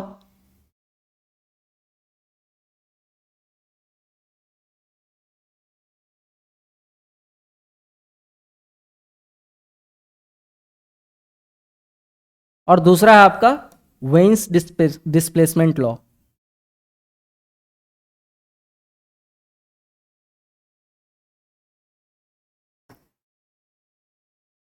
ठीक है, तो एक डिफरेंस ये भी आप जान लेना कि insulations are governed by various laws. मैंने एग्जांपल आपको बताई है स्टीफन बोल्ट्जमैन लॉ और वेन्स डिस्प्लेसमेंट लॉ। और जो आपका टेम्परेचर है वो कोई लॉ से गवर्न नहीं होता है। तो बेसिकली जो इंसुलेशन होता है इट इज कॉज, और जो आपका टेम्परेचर होता है वो आपका इफेक्ट होता है। मतलब कहीं पे अगर इंसुलेशन पड़ रहा है, ठीक है, तो वहां का ऑटोमेटिक टेम्परेचर जो है वो बढ़ेगा।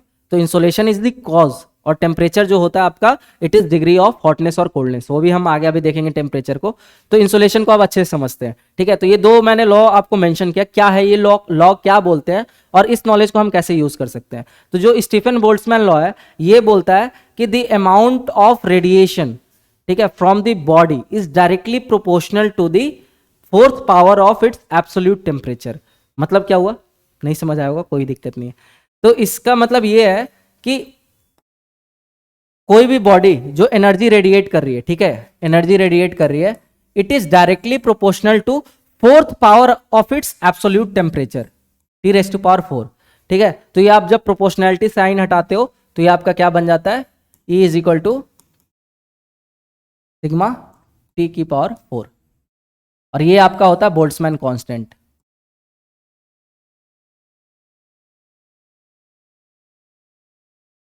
तो इसको हम लेमैन लैंग्वेज में समझ लेते हैं, ठीक है।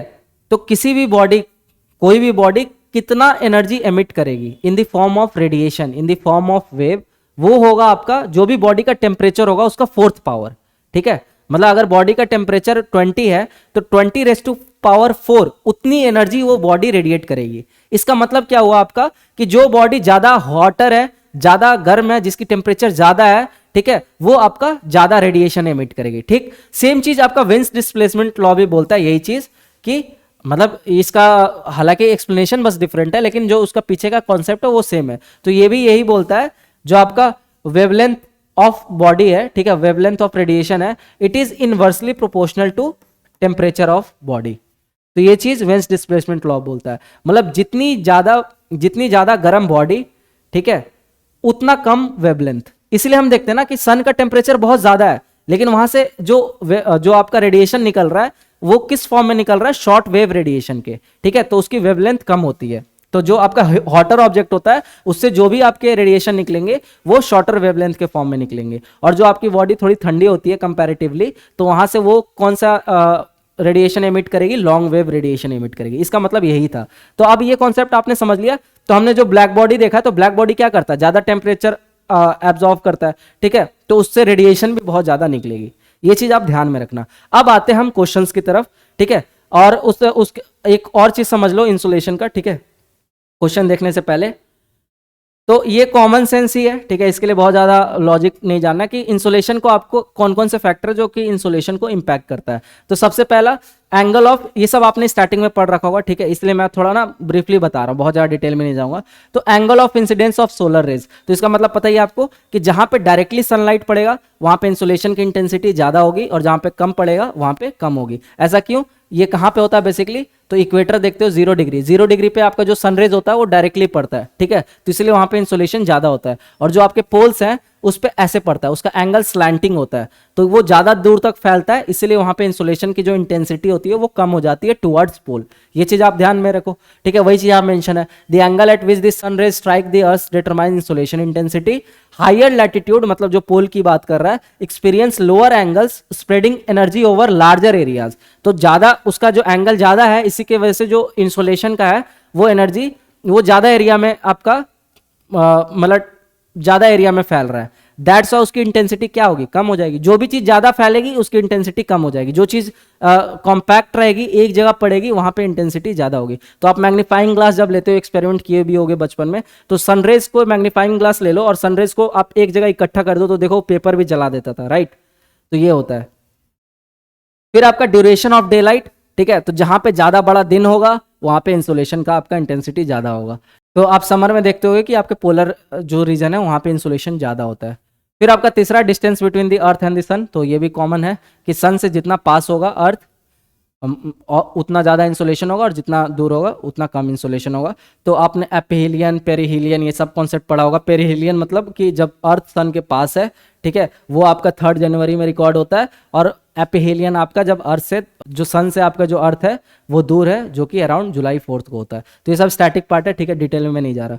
अब आपका आता है ट्रांसपेरेंसी ऑफ एटमोस्फेयर, तो ये कॉमन लॉजिक है कि जहां पे आपका क्लाउड कवर ज्यादा होगा वहां पे इंसुलेशन ऑटोमेटिक क्या हो जाएगी, कम हो जाएगी, ठीक है, तो यही चीज यहाँ पे भी मेंशन है। और जहां पे फॉरेस्ट कवर या क्लाउड कवर ज्यादा होगा वहां पे इंटेंसिटी कम होगी, जहां पे कम होगा वहां पे इंटेंसिटी ज्यादा होगी।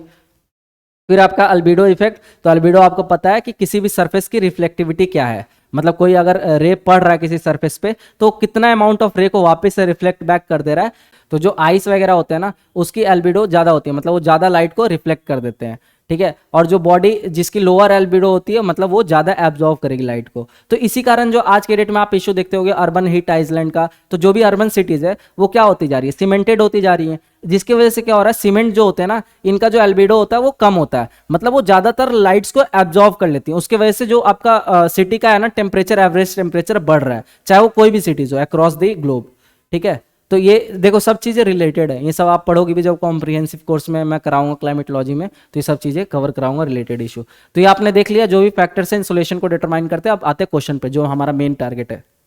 तो ये हमारा क्वेश्चन पहला इंसुलेशन से रिलेटेड, तो देखो अब पढ़ते जाओ। It is the solar radiation that reaches the earth surface, मैंने यही बताया, यही डेफिनेशन था आपका कि जो भी सोलर रेडिएशन अर्थ पे पड़ रहा है, ठीक है, तो पहला तो स्टेटमेंट सही है।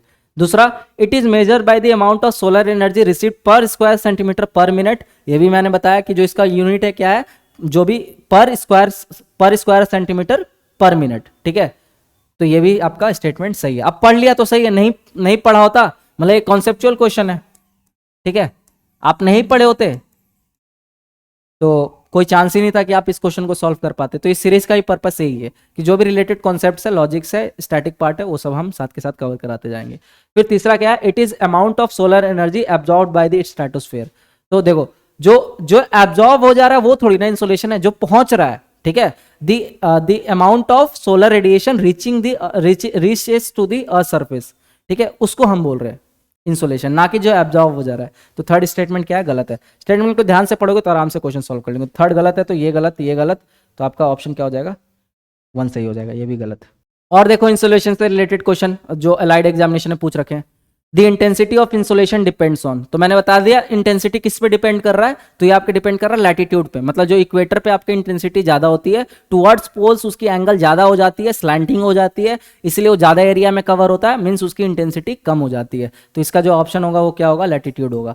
बहुत ज्यादा एक्सप्लेनेशन की नीड है, डायरेक्ट क्वेश्चन है। फिर आपका 2016 में इंसुलेशन के ही ऊपर क्वेश्चन पूछा, देखो एक कॉन्सेप्ट पढ़ा, आप देखो क्वेश्चन कितने भर भर के पूछे गए और किस तरीके से पूछे गए, तो आपको पीवाईक्यू से आइडिया लग रहा होगा कि कितने टाइप के क्वेश्चन फ्रेम हो सकते हैं। तो ये है earth receives the sun energy only at the infrared end of spectrum. तो जो अर्थ सन एनर्जी रिसीव करता है ओनली लिख दिया, ठीक है। तो ऐसा नहीं है, मैंने बताया था कि जो इनकमिंग सोलर रेडिएशन है, ठीक है, उसमें बहुत तरीके के यूवी भी होते हैं, इंफ्रारेड भी होते हैं। हाउएवर यूवी रे जो होते हैं ओजोन में एब्जॉर्ब हो जाते हैं, लेकिन कुछ हिस्सा तो पहुंचता ही होगा अर्थ तक, ठीक है, पूरा एब्जॉर्ब तो नहीं करता ओजोन, क्योंकि ओजोन डिप्लीशन भी हो रहा है। तो ये स्टेटमेंट एक्सट्रीम हो गया, तो ये आपका गलत हो गया। Second, earth reradiates the sun heat only as ultraviolet energy, तो ये उल्टा बोल दिया। जो अर्थ री रेडिएट करता है, तो सबसे पहले हमने डिस्कस कर लिया था किस फॉर्म में, इंफ्रारेड के, ना कि अल्ट्रावायलेट। तो ये सेकेंड भी रॉन्ग हो गया, तो इसका ऑप्शन क्या हो जाएगा आपका डी, नेदर 1 और 2। अब आई होप आप लोग ना साथ के साथ मैच कर रहे होगे। आपने पहले स्टैटिक पढ़ लिया, अब देखो क्वेश्चन सॉल्व करने में कितनी आसानी होगी। जो मैंने पहले बताया उसी से रिलेटेड सारे ये कॉन्सेप्ट्स हैं और सारे इंटर रिलेटेड है। अब देखो ये क्वेश्चन है, in absorption of insolation the most significant part is played by, ठीक है। तो जो इंसुलेशन को एब्जॉर्ब कर रहा है, तो उसमें सबसे सिग्निफिकेंट पार्ट किसका है, तो हमने देखा कि जो भी इनकमिंग सोलर रेडिएशन है उसका जो मेजर पार्ट है अल्ट्रावायलेट रे का, कौन एब्जॉर्ब करता है, ओजोन। तो ये आपका ऑप्शन हो जाएगा ओजोन। समझ आए? ऑक्सीजन वगैरह ये तो देखो कॉमन सेंस से भी आप लगा सकते हो कि ऑक्सीजन नहीं कर रहा है। कार्बन डाइऑक्साइड में हमने पहले ही पढ़ लिया कि कार्बन डाइऑक्साइड अल्ट्रावायलेट को नहीं एब्जॉर्ब करता है, वो आपका जो आउटगोइंग टेरेस्ट्रियल रेडिएशन है इन द फॉर्म ऑफ इंफ्रारेड रे उसको एब्जॉर्ब करता है। ऐसे रिकॉल करते जाओ, ठीक है, साथ के साथ। तो इसका हो जाएगा ओजोन। अब सिंपल हो गया आपके लिए। फिर देखो ये क्वेश्चन, ये भी आपका असर्शन और रीजन वाला क्वेश्चन है, तो ये नहीं पढ़ते, हम डायरेक्ट स्टेटमेंट पढ़ते हैं। All the energy received by the earth is from the sun through electromagnetic radiation. तो यहाँ पे आपको लग रहा होगा ये ऑल द एनर्जी बोल रहा है, तो एक्सट्रीम स्टेटमेंट है। बट यहाँ पे ये देखो, यहाँ पे क्या बोल रहा है, इलेक्ट्रोमैग्नेटिक रेडिएशन। तो इलेक्ट्रोमैग्नेटिक स्पेक्ट्रम में तो सारे रेडिएशन कवर हो जा रहे हैं ना, यूवी हो, चाहे विजिबल हो, चाहे इंफ्रारेड हो, चाहे एक्सरे हो, चाहे गामा हो, चाहे रेडियो हो। तो इसीलिए मतलब ये सबको कंबाइन कर रहा है। तो मैंने बोला ये स्टेटमेंट सही होगा। ऑल देख के ये गलत मत करना एकदम से, ठीक है। तो ये स्टेटमेंट सही है, क्योंकि आपका जो भी इनकमिंग सोलर रेडिएशन है उसमें मोस्ट ऑफ द रेडिएशन आपको यूवी भी मिलता है, इंफ्रारेड भी मिलता है, रेडियो भी मिलता है, राइट। फिर आपका स्टेटमेंट 2 क्या है, the earth also radiates back all the received energy, ठीक है। तो यहाँ पे भी एक्सट्रीम स्टेटमेंट ऑल है। आपको लगे अरे स्टेटमेंट तो गलत है, ऑल है, लेकिन ये गलत नहीं है। क्यों? क्योंकि यहाँ पे देखो दूसरा स्टेटमेंट पढ़ो, the received energy through various ways. तो यहाँ पे अगर सिर्फ बोलता कि अर्थ reradiates the all energy, ठीक है, इन the form of long wave terrestrial radiation, तब शायद गलत होता। यहाँ पे क्या बोल दिया, थ्रू वेरियस वेज, मतलब बहुत सारे तरीकों से। तो यहाँ पे इसने स्टेटमेंट को एक्सट्रीम करके फिर बैलेंस कर दिया, ठीक है। और उसके बाद क्या बोला, to maintain the heat budget of the plan. तो हीट बजट भी आप पढ़े होगे। तो अर्थ अपना हीट बजट मेंटेन करने के लिए वेरियस वेज के थ्रू जो आपके सोलर रेडिएशन है उसको रिफ्लेक्ट बैक करता है। तो this statement is also correct. अब ये बताओ इसमें कोई इंटरलिंकेजेस बन रहा है क्या दोनों में, स्टेटमेंट 1 और 2 में? तो इस टाइप अगर आपको दोनों स्टेटमेंट ट्रू हो गया, तो अब आप क्या चेक करोगे, यहाँ पे हमेशा फर्स्ट स्टेटमेंट में आप बिकॉज लगा दिया करो। तो अगर बिकॉज को अगर सेकंड स्टेटमेंट आपका सेटिस्फाई कर रहा है, इट मींस आपका पहला स्टेटमेंट सही हो जाएगा, और अगर नहीं कर रहा है तो आपका सेकंड स्टेटमेंट सही हो जाएगा। तो इसमें लगा के देखो, all the energy received by the earth is from the sun through electromagnetic radiation, ठीक है, because the earth also radiates back all the.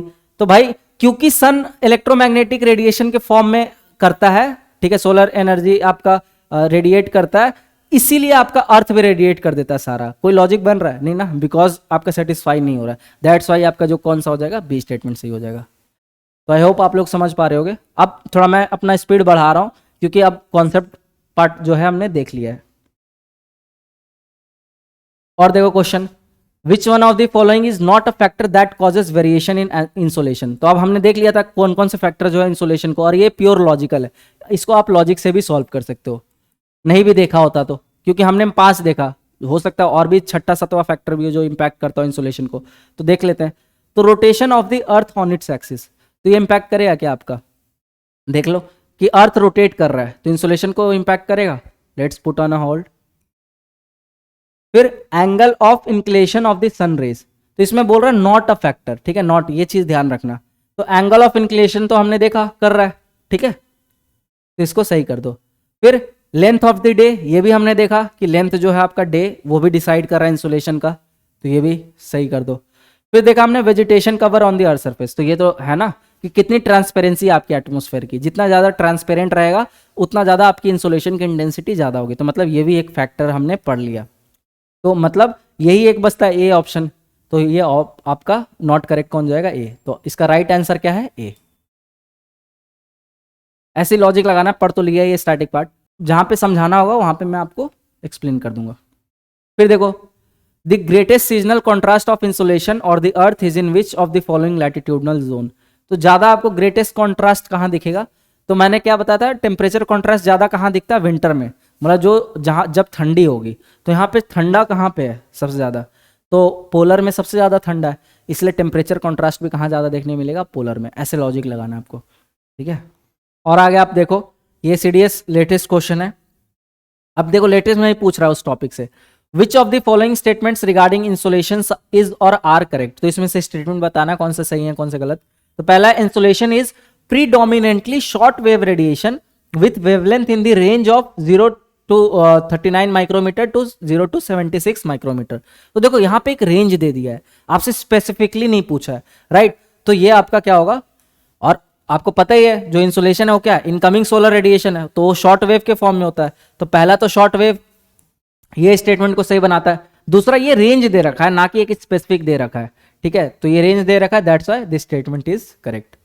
Logic लगा पा रहे होगे आप। अब देखो दूसरा, insolation is evenly distributed across the earth because of the earth curve surface.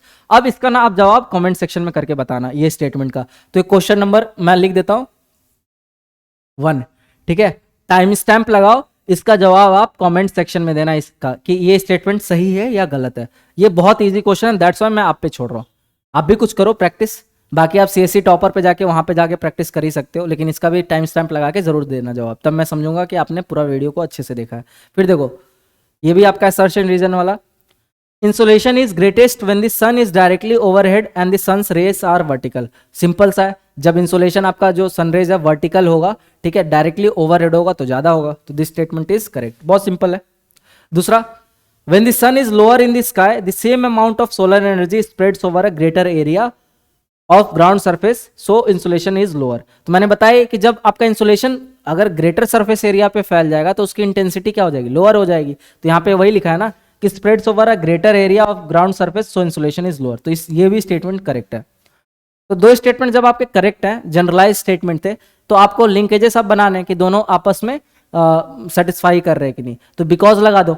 तो insolation is greatest when the sun is directly overhead and the sun's rays are vertical because when the sun is lower. तो यहीं पे आपको पहला statement पढ़ते ही आपको absurd लग रहा होगा, यहाँ पे क्योंकि ज्यादा है, और यहाँ पे because when sun is lower, समझ रहे हो। तो ये चीज बहुत एब्सर्ड है, तो डायरेक्ट आपका क्या हो जाएगा स्टेटमेंट, इंडिविजुअली ट्रू है but statement 2 is not correctly explain of statement 1। और देखो question, which of the following statements regarding air temperature are correct. ठीक है, एयर टेम्परेचर के बारे में पूछ रहा है। तो अब हम टेम्परेचर हम मैंने वैसे एक्सप्लेन कर ही दिया, इंसुलेशन कर रहा था कि it is basically degree of hotness और कोल्डनेस इन द एटमोस्फेयर। तो जो इंसुलेशन का इफेक्ट है ना, उसको हम बोलते हैं टेम्परेचर। दोनों सेम नहीं है। बाकी टेम्परेचर का आप देख लो कौन कौन से फैक्टर इंपैक्ट करते हैं, जैसे इंसुलेशन का देख लिया था, तो एक बार गो थ्रू कर लो आप। लैटिट्यूड, ठीक है, मतलब कि जैसे आप 0 डिग्री इक्वेटर जो इक्वेटोरियल रीजन होता है वहां पे आपका जो टेम्परेचर होता है ज़्यादा होता है और पोलर रीजन में कम होता है। फिर आपका एल्टीट्यूड मैंने कल बताई दिया, एटमॉस्फेयर में जैसे जैसे आप हाइट में ऊपर जाते हो तो आपका क्या होता है, टेम्परेचर कम होता है। फिर डिस्टेंस फ्रॉम द सी, तो जितना आपका डिस्टेंस ज़्यादा होगा, मतलब जो इंटीरियर्स ऑफ द कॉन्टिनेंट्स है वहाँ पे आपका टेम्परेचर क्या होगा, टेम्परेचर रेंज आपका ज़्यादा होगा, ठीक है। और मॉडरेटिंग इफेक्ट ऑफ जो ओशन है वो नहीं दिखेगा। फिर ओशन करेंट्स, तो आपको पता ही है, कोल्ड ओशन करेंट्स और वार्म ओशन करंट, तो इसके वजह से भी जो आपका टेम्परेचर इम्पैक्ट करता है। मतलब कि आप देखते होगे कि जो आपका नॉर्थ अटलांटिक ड्रिफ्ट है, ठीक है, वो आपके यूरोपियन रीजन में गर्म जो वार्म वाटर है वो लेके जाता है। दैट्स वाई वहाँ पे ना कुछ रीजन आपका वार्म पोर्ट पाए जाते हैं। तो ये सब आप पढ़ोगे ज्योग्राफी में, ओशनोग्राफी में। फिर आपका अल्बीडो इफेक्ट, जैसे इंसुलेशन को इम्पैक्ट कर रहा था वैसे इसको इम्पैक्ट करेगा। मैंने बताया अर्बन हीट आइलैंड, जहाँ पे इंसुलेशन मान के चलो ज़्यादा एब्जॉर्ब होगा तो वहाँ की टेम्परेचर भी तो बढ़ जाएगी ना। दैट्स वाई अल्बीडो भी जो है वो इम्पैक्ट कर रहा है आपका। फिर आपका क्लाउड कवर, यहाँ पे भी सिमिलर कि जहाँ पे क्लाउड कवर ज़्यादा होगी वहाँ पे ज़्यादा एब्जॉर्ब होगा जो आपका इंसुलेशन है, तो वहाँ की टेम्परेचर बढ़ जाएगी। फिर विंड्स जो है आपका, विंड्स आपका क्या करता है, टेम्परेचर को डिस्ट्रीब्यूट कर देता है। तो जहाँ पे प्रिवेलिंग विंड ज़्यादा होगी, मतलब ओशन के साइड, कोस्टल एरिया के साइड, वहाँ पे आपका टेम्परेचर क्या होगा, बैलेंस होगा। ठीक है, बहुत ज़्यादा टेम्परेचर नहीं जाएगा, एक्सट्रीम कंडीशन नहीं जाएगा। जहाँ पे विंड बहेगी ही नहीं तो वहाँ पे टेम्परेचर डिस्ट्रीब्यूशन नहीं होगा, इसलिए वहाँ की टेम्परेचर या तो बहुत एक्सट्रीम चली जाएगी या बहुत कम हो जाएगी। फिर स्लोप एंड एस्पेक्ट, तो स्लोप में आप दो चीज़ स्टार्टिंग में पढ़े होगे, एड्रेट और दूसरा यूबैक। तो एड्रेट वो वाला स्लोप का साइड होता है, जैसे ये माउंटेन है तो जो स्लोप आपका सनरेज को डायरेक्टली फेस करता है उसको हम बोलते हैं एड्रेट। ठीक है, स्लोप फेसिंग डायरेक्टली सनरेज, और जो आपका ऑपोजिट साइड होता है ये वाला साइड जो कि सनरेज को डायरेक्टली फेस नहीं कर रहा उसको हम बोलते हैं यू बैक। तो अगर ये है और दूसरा स्लोप ये है और मान चलो बीच में आपका सन है, तो ये वाला स्लोप आपका साउथ फेसिंग स्लोप और यहाँ पे नॉर्थ फेसिंग स्लोप, ये दोनों आपके क्या है, एड्रेट है। और इसके ऑपोजिट साइड वाले आपके क्या हैं, जो कि सनरेज को डायरेक्टली फेस नहीं कर रहे हैं, उसको बोलते हैं यू बैक। तो ये भी डिपेंड कर रहा है ऑब्वियसली बात है टेम्परेचर के लिए। तो ये सारे फैक्टर्स है। अब क्वेश्चंस लगाते हैं। तो क्वेश्चन क्या है, air temperature is measured at a standard height of 1 to 2 metre, ठीक है, 4 feet above the ground surface. तो हमें पता ही है कि एयर टेम्परेचर आपको मेजर करना है, तो बहुत ऊपर जाओगे तो आपका ठंडा हो जाता है। ठीक है, तो इसीलिए एवरेज टेम्परेचर मेजर करने के लिए ना किसी जगह का कितना है, तो हम मतलब 4 फीट तक 1 to 2 मीटर तक ही मेजर कर, मतलब उतने हाइट तक ही मेजर करते हैं, क्योंकि उसके ऊपर फिर आपका अलग अलग आपका टेम्परेचर इन्वर्जन होने लगता है और भी बहुत सारे वेदर फिनोमेना होते हैं। तो इसलिए आइडल है आपका 1 to 2 मीटर तक आप मेजर कर लेते हो temperature. This statement is correct. फिर दूसरा जो है, the average rate of temperature decreases with height is termed as the environmental temperature lapse rate. तो ये मैंने कल बताया ही था कि एडिबेटिक लैप्स रेट, उसी को बोलते हैं हम ELSR, उसी को हम बोलते हैं ELR या फिर एडियाबैटिक लैप्स रेट। तो ये भी स्टेटमेंट आपका क्या है, सही है। तो इसका आंसर क्या हो जाएगा, बोथ 1 and 2। अब ये क्वेश्चन देखो, एनडीए का क्वेश्चन है। ठीक है, एनडीए में भर भर के पूछ रहे हैं, एनडीए, सीडीएस, सीएपीएफ देख लिया, कंबाइंड जियो साइंटिस्ट, तो अलाइड एग्जामिनेशन क्वेश्चन आप देख ही रहे हो। ये देखो, विच one of the following statement about the temperature is correct. तो अब ये पढ़ो, temperature decreases with height in the stratosphere. ठीक है, तो टेम्परेचर डिक्रीज करता है विथ हाइट इन स्ट्रेटोस्फेयर। तो ये मैंने एटमोस्फेयर में आपको पढ़ाया था कि स्ट्रेटोस्फेयर में क्या हो जाता है, टेम्परेचर इन्वर्जन होता है, मतलब कि जैसे आप हाइट में बढ़ते हो तो आपका टेम्परेचर बढ़ता है। Why? Due to presence of ozone which absorbs ultraviolet ray. तो ये स्टेटमेंट क्या आपका गलत है, इसमें करेक्ट पूछ रहा है ना। Temperature is constant at different heights in the stratosphere. तो डिफरेंट हाइट में stratosphere, different height of stratosphere में टेम्परेचर कांस्टेंट रहेगा। I am not sure, let's see. Temperature, तीसरा, temperature increases with height in the troposphere at an average rate of 65 degree per Celsius per kilometer. देखो आ गया, मिल गया आपको answer. Average rate हमने क्या देखा है, 6 डिग्री सेल्सियस, यहाँ पे क्या दे रखा है, 65 डिग्री सेल्सियस। तो ये आपका क्या होगा, गलत होगा। तो ये आपका, ये भी स्टेटमेंट गलत है। तीसरा, temperature decreases with height in the troposphere at an average rate of 6 to 4 degree Celsius per kilometre. तो ये स्टेटमेंट आपका सही है, क्योंकि हमने देखा 6.5, तो एवरेज आपका 6 to 4 degree Celsius per kilometre के हिसाब से आपका जो टेम्परेचर होता है वो डिक्रीज होता है लैप्स रेट के। तो ये स्टेटमेंट आपका सही है। तो हमें करेक्ट पूछा था, तो इसका ऑप्शन हो जाएगा डी। ठीक है, अब इसमें ऐसा कुछ नया था कि आपने एटमोस्फेयर में पढ़ ही रखा था, तो एटमोस्फेयर को टेम्परेचर से लिंक कर दिया, देखो क्वेश्चन सॉल्व। ठीक है, अब मैं स्पीड इसलिए बढ़ा दिया हूं, अगर आपको फिर भी कुछ डाउट रह जाए तो आप कमेंट सेक्शन में पूछना। अब देखो next question, which one of the following statement is correct with reference to normal lapse rate. Temperature is highest at ground level and decreases with increasing altitude. तो बात सही है भाई कि जो टेम्परेचर होता है ग्राउंड लेवल पे ज़्यादा होता है, और जैसे ही हम एल्टीट्यूड पहाड़ों पे जाते हैं या फिर हाई एल्टीट्यूड पे जाते हैं तो टेम्परेचर कम होता है। तो ये सही है। और इसमें क्या पूछ रहा है, नॉर्मल लैप्स रेट के अकॉर्डिंग आपको बताना है करेक्ट। तो दिस स्टेटमेंट इज करेक्ट। दूसरा देख लो, temperature is lowest at ground level and increases. तो ये जब सही है तो ये कैसे सही हो सकता है, तो हटा दो। फिर तीसरा, temperature remains stable with increasing altitude, ऐसा है क्या। ठीक है, स्टेबल कहाँ रहता है, हमने अभी देखा लैप्स रेट में 6.5 डिग्री सेल्सियस के स्पीड से, मतलब रेट से आपका पर किलोमीटर डिक्रीज कर रहा है। तो ये भी गलत है। तीसरा, temperature first increases with increasing altitude and gradually started decreasing. तो ये भी केस नहीं है। ठीक है, वो डिक्रीज ही करता है। ये कब होता है, इंक्रीज कब करता है, जब आपका टेम्परेचर इन्वर्जन होता है। तो अभी हम टेम्परेचर इन्वर्जन को भी समझ लेंगे। तो this statement is also wrong. तो हमारा पहला ही मिल गया था हमें सही, और करेक्ट ही पूछा था, तो ये हो गया हमारा ए ऑप्शन। ठीक है। अब देखो आपका एससीआरए में पूछ रखा है, ये सिंपल है, फैक्चुअल क्वेश्चन है direct. The normal lapse rate of temperature per kilometer above mean sea level is, देखो कितना डायरेक्ट क्वेश्चन पूछता है, ठीक है। तो ये आपका हो गया 6.5 डिग्री सेल्सियस। अब देखो which of the following is not among the condition ideal for inversion of temperature. तो मैंने बताया इन्वर्जन ऑफ टेम्परेचर एक कॉन्सेप्ट है, इन्वर्जन ऑफ टेम्परेचर को आप समझ लो अच्छे से, ठीक है, उसके बाद आप इजिली सॉल्व कर पाओगे क्वेश्चन को। तो देखो इन्वर्जन ऑफ टेम्परेचर क्या होता है बेसिकली, कि अभी हमने जो बेसिक ट्रेंड देखा वो क्या देखा कि जैसे हम एल्टीट्यूड में ऊपर जा रहे हैं तो टेम्परेचर क्या हो रहा है, डिक्रीज हो रहा है। अगर ये कंडीशन उल्टा कर दे, मतलब अगर हम एल्टीट्यूड में ऊपर जाए और टेम्परेचर बढ़ेगा, तो उसी कंडीशन को क्या बोलते हैं हम, टेम्परेचर इन्वर्जन। तो आप इस डायग्राम के साथ समझ सकते हो, जैसे मान के चलो ये एयर मास है, ठीक है, मैं कलर चेंज कर लेता हूं। तो ये आपका एयर मास है, ठीक है, इसका टेम्परेचर 1 मान लो, ये दूसरा आपका एयर मास है, इसका टेम्परेचर 2 मान लो, और ये आपका एल्टीट्यूड है, ठीक है, हाइट बढ़ रहा है इधर। अगर temperature 1 is less than temperature 2, ठीक है, तो ये हमारा आइडियल कंडीशन है कि ऊपर का टेम्परेचर अगर कम है नीचे के टेम्परेचर से, तो ये हमारा नॉर्मल कंडीशन है, ठीक है, तो दिस इज नॉर्मल कंडीशन। लेकिन अब दूसरा, अगर ऐसा हो, ठीक है, एयर मास है, नीचे एक एयर मास है, इसका टेम्परेचर 1 और टेम्परेचर 2, ठीक है, ये एल्टीट्यूड। अगर temperature 1 is greater than temperature 2, अगर ये कंडीशन हो गया, मतलब ऊपर का टेम्परेचर नीचे वाले टेम्परेचर से ज्यादा हो गया, तो यही कंडीशन क्या होता है आपका टेम्परेचर इन्वर्जन का।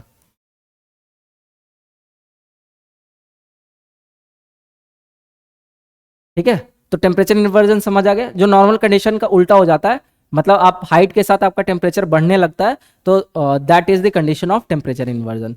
तो अब आप मुझे कमेंट में करके बताओगे कि एटमॉस्फेयर में जो लेयर्स ऑफ एटमॉस्फेयर हमने लास्ट लेक्चर में हमने कवर किया था पीवाईक्यू सीरीज के, तो उसमें हमने कहां देखा था, किस लेयर ऑफ एटमॉस्फेयर में टेम्परेचर इन्वर्जन होता है। तो आप कमेंट करके टाइम स्टैंप लगा देना और कमेंट करके आंसर बताना कि इस लेयर ऑफ एटमॉस्फेयर में आपका टेम्परेचर इन्वर्जन देखने को मिलता है, ठीक है। बाकी आपके टेम्परेचर इन्वर्जन बहुत टाइप के होते हैं, ठीक है, वो अभी हम आगे देखेंगे। और टेम्परेचर इन्वर्जन जो नॉर्मल वाला टेम्परेचर इन्वर्जन होता है, ठीक है, उसका कंडीशन क्या होता है कि आपका विंटर नाइट होना चाहिए, लॉन्ग विंटर नाइट, ठीक है, क्लाउड कवर नहीं होना चाहिए, क्योंकि देखो क्लाउड कवर होगा ना तो क्या करेगा बेसिकली आपका टेम्परेचर बढ़ा देता है। लेकिन अगर आपका क्लाउड कवर नहीं है और विंटर नाइट आपका लॉन्ग है, इसका मतलब जो आपका अर्थ जो एमिट कर रहा है लॉन्ग फॉर्म के मतलब लॉन्ग वेव के फॉर्म में टेरेस्ट्रियल रेडिएशन, तो वो ज़्यादा करेगा, उसको ज़्यादा समय मिल जाएगा, तो ऑटोमेटिक जो नीचे वाली हवा है ना वो ठंडी हो जाएगी एज कंपैरिजन टू ऊपर वाली हवा। और उसके कारण क्या होगा कि नीचे वाली हवा ठंडी हो गई, तो उसके कारण जो भी डस्ट पार्टिकल्स प्रेजेंट है ना दे विल कंडेंस, ठीक है, दे विल कंडेंस और वो क्लाउड फॉर्म कर लेंगे, तो उसी को हम बोलते हैं फॉग फॉर्मेशन। तो फॉग फॉर्मेशन होता है, इससे अभी हम देखेंगे कि और कौन कौन सी जो फेनोमेना होती है अकर होती है due to temperature inversion, right. अब एक बार क्वेश्चन सॉल्व कर लेते हैं, उसके बाद देखते हैं जैसे नीड होगी वैसे। तो ये देखो, which of the following is not among the condition ideal for inversion of temperature. तो मैंने बता दिया कि जो आपका लॉन्ग विंटर नाइट चाहिए होता है, क्यों, क्योंकि लॉन्ग विंटर नाइट है तो आपको आपके अर्थ को ज्यादा समय मिल रहा है जो आपका एनर्जी है रिलीज करने के लिए, जिसकी वजह से नीचे का टेम्परेचर आपका क्या होगा, लोअर होगा, ठीक है, T2 जो होगा आपका लोअर देन T1 होगा। तो ये कंडीशन तो चाहिए हमें, तो पहला सही है। इसमें पूछ रहा नॉट, ठीक है, इसमें नॉट पूछ रखा है, तो क्लियर स्काइज ये भी मैंने देखा बताया, ठीक है, लॉन्ग विंटर नाइट और क्लियर स्काइज, स्काइज रहेगा तो क्या होगा वो एब्जॉर्ब कर लेगा टेम्परेचर, तो इसीलिए आपका जो नीचे का टेम्परेचर ज्यादा रहेगा, तो वो temperature inversion in normal condition है। फिर तीसरा स्टिल एयर, तो स्टिल एयर आपका गलत, नॉट ही पूछ रहा था ना। फिर low air pressure near the ground surface, मतलब कि कम पार्टिकल्स प्रेजेंट हो, ठीक है, नीचे में, तभी तो कम प्रेशर होगा ना, तो कम पार्टिकल्स प्रेजेंट होंगे, दैट मीन्स कि कम हीट एब्जॉर्ब होगी, तो नीचे वाला जो टेम्परेचर होगा वो क्या होगा, ठंडा हो जाएगा, और ऊपर वाला क्या होगा, गर्म हो जाएगा। तो it is ideal condition for temperature inversion. तो हमारा ऑप्शन क्या हो जाएगा, सी, क्योंकि नॉट करेक्ट पूछा था ना, तो स्टिल एयर नहीं चाहिए हमें, ठीक है, स्टिल एयर होगा तो गर्म हो जाएगा, तो this is C is correct answer. ये आपका डीएसपी में पूछा था। फिर ये देखो question, which of the following statement about inversion of temperature are correct, ठीक है, अब आप कर लोगे। Temperature increases with increasing altitude, simple, temperature बढ़ रहा है तभी तो हम टेम्परेचर इन्वर्जन बोल रहे हैं ना, first statement is correct. Second, a long winter night with clear skies is an ideal situation. देखो, देख रहे हो कैसे क्वेश्चन और ऑप्शन रिपीट हो रहे हैं, राइट, तो ये भी आपका क्या है, सही है। फिर तीसरा, it is a short term phenomena and is common all over the globe except at the poles. तो ये शॉर्ट टर्म, अब देखो यहाँ पे बोल रहा है कि पोल्स में नहीं होता है, तो ऐसा नहीं है। जब भी ये एक्सट्रीम स्टेटमेंट बात कर रहा है ना, तो पूरे ग्लोब में होता है और पोल्स में क्यों नहीं होगा। तो अभी हम देखेंगे कि एक पोलर इन्वर्जन होता है, जैसे अभी हमने टाइप्स ऑफ, मैंने आपको टेम्परेचर इन्वर्जन नहीं बताया, तो टाइप्स ऑफ टेम्परेचर इन्वर्जन में एडवेक्शनल इन्वर्जन होता है, ठीक है, फिर आपका वैली इन्वर्जन होता है, आपका नॉर्मल इन्वर्जन होता है, उसके बाद आपका पोलर इन्वर्जन होता है, फ्रंटल इन्वर्जन, जो कि आपके कहाँ होते हैं, पोल्स में होते हैं। तो एक बार टाइप्स ऑफ इन्वर्जन भी देख लेते हैं। तो देखो ये हमारा है टाइप्स ऑफ इन्वर्जन, ठीक है। तो रेडिएशन इन्वर्जन जो अभी मैंने कंडीशन बताया, long winter night, clear skies, तो ये आपका रेडिएशन इन्वर्जन हो गया। दूसरा आपका सबसिडेंस इन्वर्जन, तो जब आपकी एयर सबसाइड करती है, ठीक है, तो due to friction it gets heated, ठीक है, तो वो गर्म हो जाती है, तो गर्म होने की वजह से ना, फ्रिक्शन की वजह से गर्म होती है और वो फिर राइज करने लगती है, तो वो कंडीशन क्या बन जाता है, आपका टेम्परेचर इन्वर्जन का बनता है। तो सबसिडेंस पता लग गया। उसके बाद तीसरा फ्रंटल इन्वर्जन, तो फ्रंट्स आपने पढ़ रखा होगा क्लाइमेटोलॉजी में कि कोल्ड फ्रंट्स और जो आपके टेम्परेट साइक्लोन जब भी अकर होती है, तो वो ये फ्रंटल इन्वर्जन के फेनोमेना से ही होती है, ठीक है। तो आपने साइक्लोन में, टेम्परेट साइक्लोन में देखा होगा कि जो भी आपका फ्रंटल इन्वर्जन अकर होता है, ये आपके पोलर रीजन में होते हैं। तो इसमें बेसिकली क्या होता है कि जो आपका कोल्ड एयर मास है, ठीक है, वो नीचे पूरा आपका प्रिवेल करती है और ऊपर आ जाती है आपके वार्मर एयर मास, क्योंकि कोल्डर एयर मास की स्पीड भी ज़्यादा होती है, ठीक है, और डेंसिटी भी ज़्यादा होती है। तो वो जब दोनों वार्म एयर मास और कोल्ड एयर मास दोनों जब आपस में टकराते हैं, तो कोल्ड एयर मास नीचे चली जाती है और वार्म एयर मास आपकी ऊपर आ जाती है, तो वो भी एक कंडीशन बन जाता है टेम्परेचर इन्वर्जन का। तो उसी को हम बोलते हैं फ्रंटल इन्वर्जन। तो ये कहाँ होता है, मोस्टली पोलर रीजन में अकर होता है। तो लास्ट क्वेश्चन में आपने देख ही लिया कि पोल में नहीं हो रहा है, तो देखा इधर हो रहा है, ठीक है। दैट्स वाई जो आपका ये वाला जो क्वेश्चन आपने देखा था, थर्ड स्टेटमेंट रॉन्ग है, तो आपका जो आंसर हो जाएगा क्या हो जाएगा, 1 और 2। फिर आपका एडवेक्शन इन्वर्जन, मतलब कि कोई भी गर्म हवा अगर आपके कोल्ड सरफेस से पास होगी तो वो भी ठंडा हो जाएगी ऑटोमेटिक, ठीक है। तो ये भी आपका सही है। अब आगे देखते हैं और questions. Impact of temperature inversion मैंने आपको एक दो बता ही दिया, फॉग फॉर्मेशन होता है, फ्रॉस्ट फॉर्मेशन होता है, ठीक है। फिर पॉल्यूशन भी बहुत होता है इस इन्वर्जन की वजह से। तो ये सब क्लाइमेटोलॉजी स्टैटिक का सेक्शन है और प्रीलिम्स के लिए बहुत ज़्यादा इंपॉर्टेंट नहीं है, लेकिन फिर भी एक बार आप इम्पैक्ट देखना चाहो तो आप स्क्रीनशॉट ले सकते हो, ठीक है। तो आई होप आप लोगों को मजा आ रहा होगा। लास्ट में और जो क्वेश्चन है देख लेते हैं। Region prones to temperature inversion, यही मैंने बता दिया, जो वैली रीजन है, ठीक है। उसके बाद आपका कोस्टल रीजन है, नॉर्दर्न इंडिया, ये सारे। फिर और क्वेश्चन देख लेते हैं। देखो सिंपल वही टेम्परेचर इन्वर्जन से रिलेटेड क्वेश्चन है। Cloudy nights are warmer than clear nights because of, तो क्लाउडी नाइट्स क्यों वार्मर होंगे, क्योंकि वो एब्जॉर्ब कर रहे हीट को, ठीक है। तो डिप्लीशन ऑफ ओजोन लेयर, कितना एब्सर्ड स्टेटमेंट है। फिर इंसोलेशन, टेरेस्ट्रियल रेडिएशन, ये सही है, क्योंकि टेरेस्ट्रियल रेडिएशन से ही आपके क्या हो रहा है, आपका क्लाउडी नाइट्स जो है वार्मर है, तो ग्रीन हाउस इफेक्ट तो नहीं होगा। अब देखो statement same, question language change, ठीक है, एग्जाम चेंज। तो ये 2000 एंड देखो 2000 आपके 9 में सीआईएसएफ में पूछा था, यूपीएससी जो लेता है, और एनडीए में उस 2010 में पूछ लिया। देखा कैसे इंटरचेंज हो रहे हैं क्वेश्चन और स्टेटमेंट एक एग्जाम से दूसरे एग्जाम में। तो अब देखो cloudy nights are warmer because, क्यों वार्मर होते हैं, तो देख लो clouds prevent radiation of heat from ground to air, सही बात है। दूसरा ऑफ लो एटमॉस्फेरिक प्रेशर, ये तो एब्सर्ड है। फिर of the compact density of air, तो इसके वजह से यहाँ वार्मर पूछ रहा ना, तो ये भी गलत ही है। और फिर more dust particle gather in the air, this is also wrong. तो फर्स्ट स्टेटमेंट इज करेक्ट। बहुत सिंपल है, लॉजिकल है, इसमें कुछ ज्यादा दिमाग नहीं लगाना, मैंने ऑलरेडी बता दिया। फिर देख लो melanin is the natural pigment that gives colour to human skin, तो मेलानिन आपको पता ही है कि जो अफ्रीकन कंट्रीज में ज़्यादा मिलते हैं, वहाँ पे जो लोग हैं उनके अंदर जो मेलानिन हार्मोन होता है वो ज़्यादा मिलता है। तो it protects from the ultraviolet ray, ये नेचुरल होता है, इंडियंस में भी मिलता है, यूरोपियन में ज़्यादा ये नहीं मिलता है। तो इसी के कारण जो स्किन का कलर भी होता है ना वो डार्क हो जाता है। तो किससे प्रोटेक्ट करेगा हमें मेलानिन, मैंने बता दिया अल्ट्रा वायलेट रे से, ठीक है। ये चीज़ सिंपल है, प्योर फैक्चुअल है, पता है तो कर ही लोगे, लॉजिक से भी कर लोगे। फिर in mid latitude region the diurnal variation in weather is due to, ठीक है। तो जो आपके मिड लैटिट्यूड रीजन है वहाँ पे आपका जो वेरिएशन होता है टेम्परेचर में, वहाँ पे जो वेरिएशन होता है आपके वेदर में, वो किसकी वजह से होता है, तो आप खुद यहाँ पे लॉजिक लगाओ। जब एयर ऊपर उठ रहा है तो वेरिएशन होगा क्या, नहीं। फिर सिंकिंग एयर, तो इसी को उल्टा कर दिया। तीसरा एडवेक्शन, तो एडवेक्शन मतलब जब एयर आपका हॉरिजॉन्टली मूव कर रही है, ठीक है। तो ये चीज़ सही है, जब हॉरिजॉन्टली मूव करिए तभी तो आपका टेम्परेचर डिफरेंस हो रहा है ना। तो ये सिंपल सा लॉजिक था, रेडिएशन ही। फिर देख लो, ये आपका लेटेस्ट क्वेश्चन है, इसलिए मैंने लास्ट में इंक्लूड किया, तो लास्ट तक इसलिए वीडियो देखना जरूरी होता है, बहुत इंपॉर्टेंट क्वेश्चन है।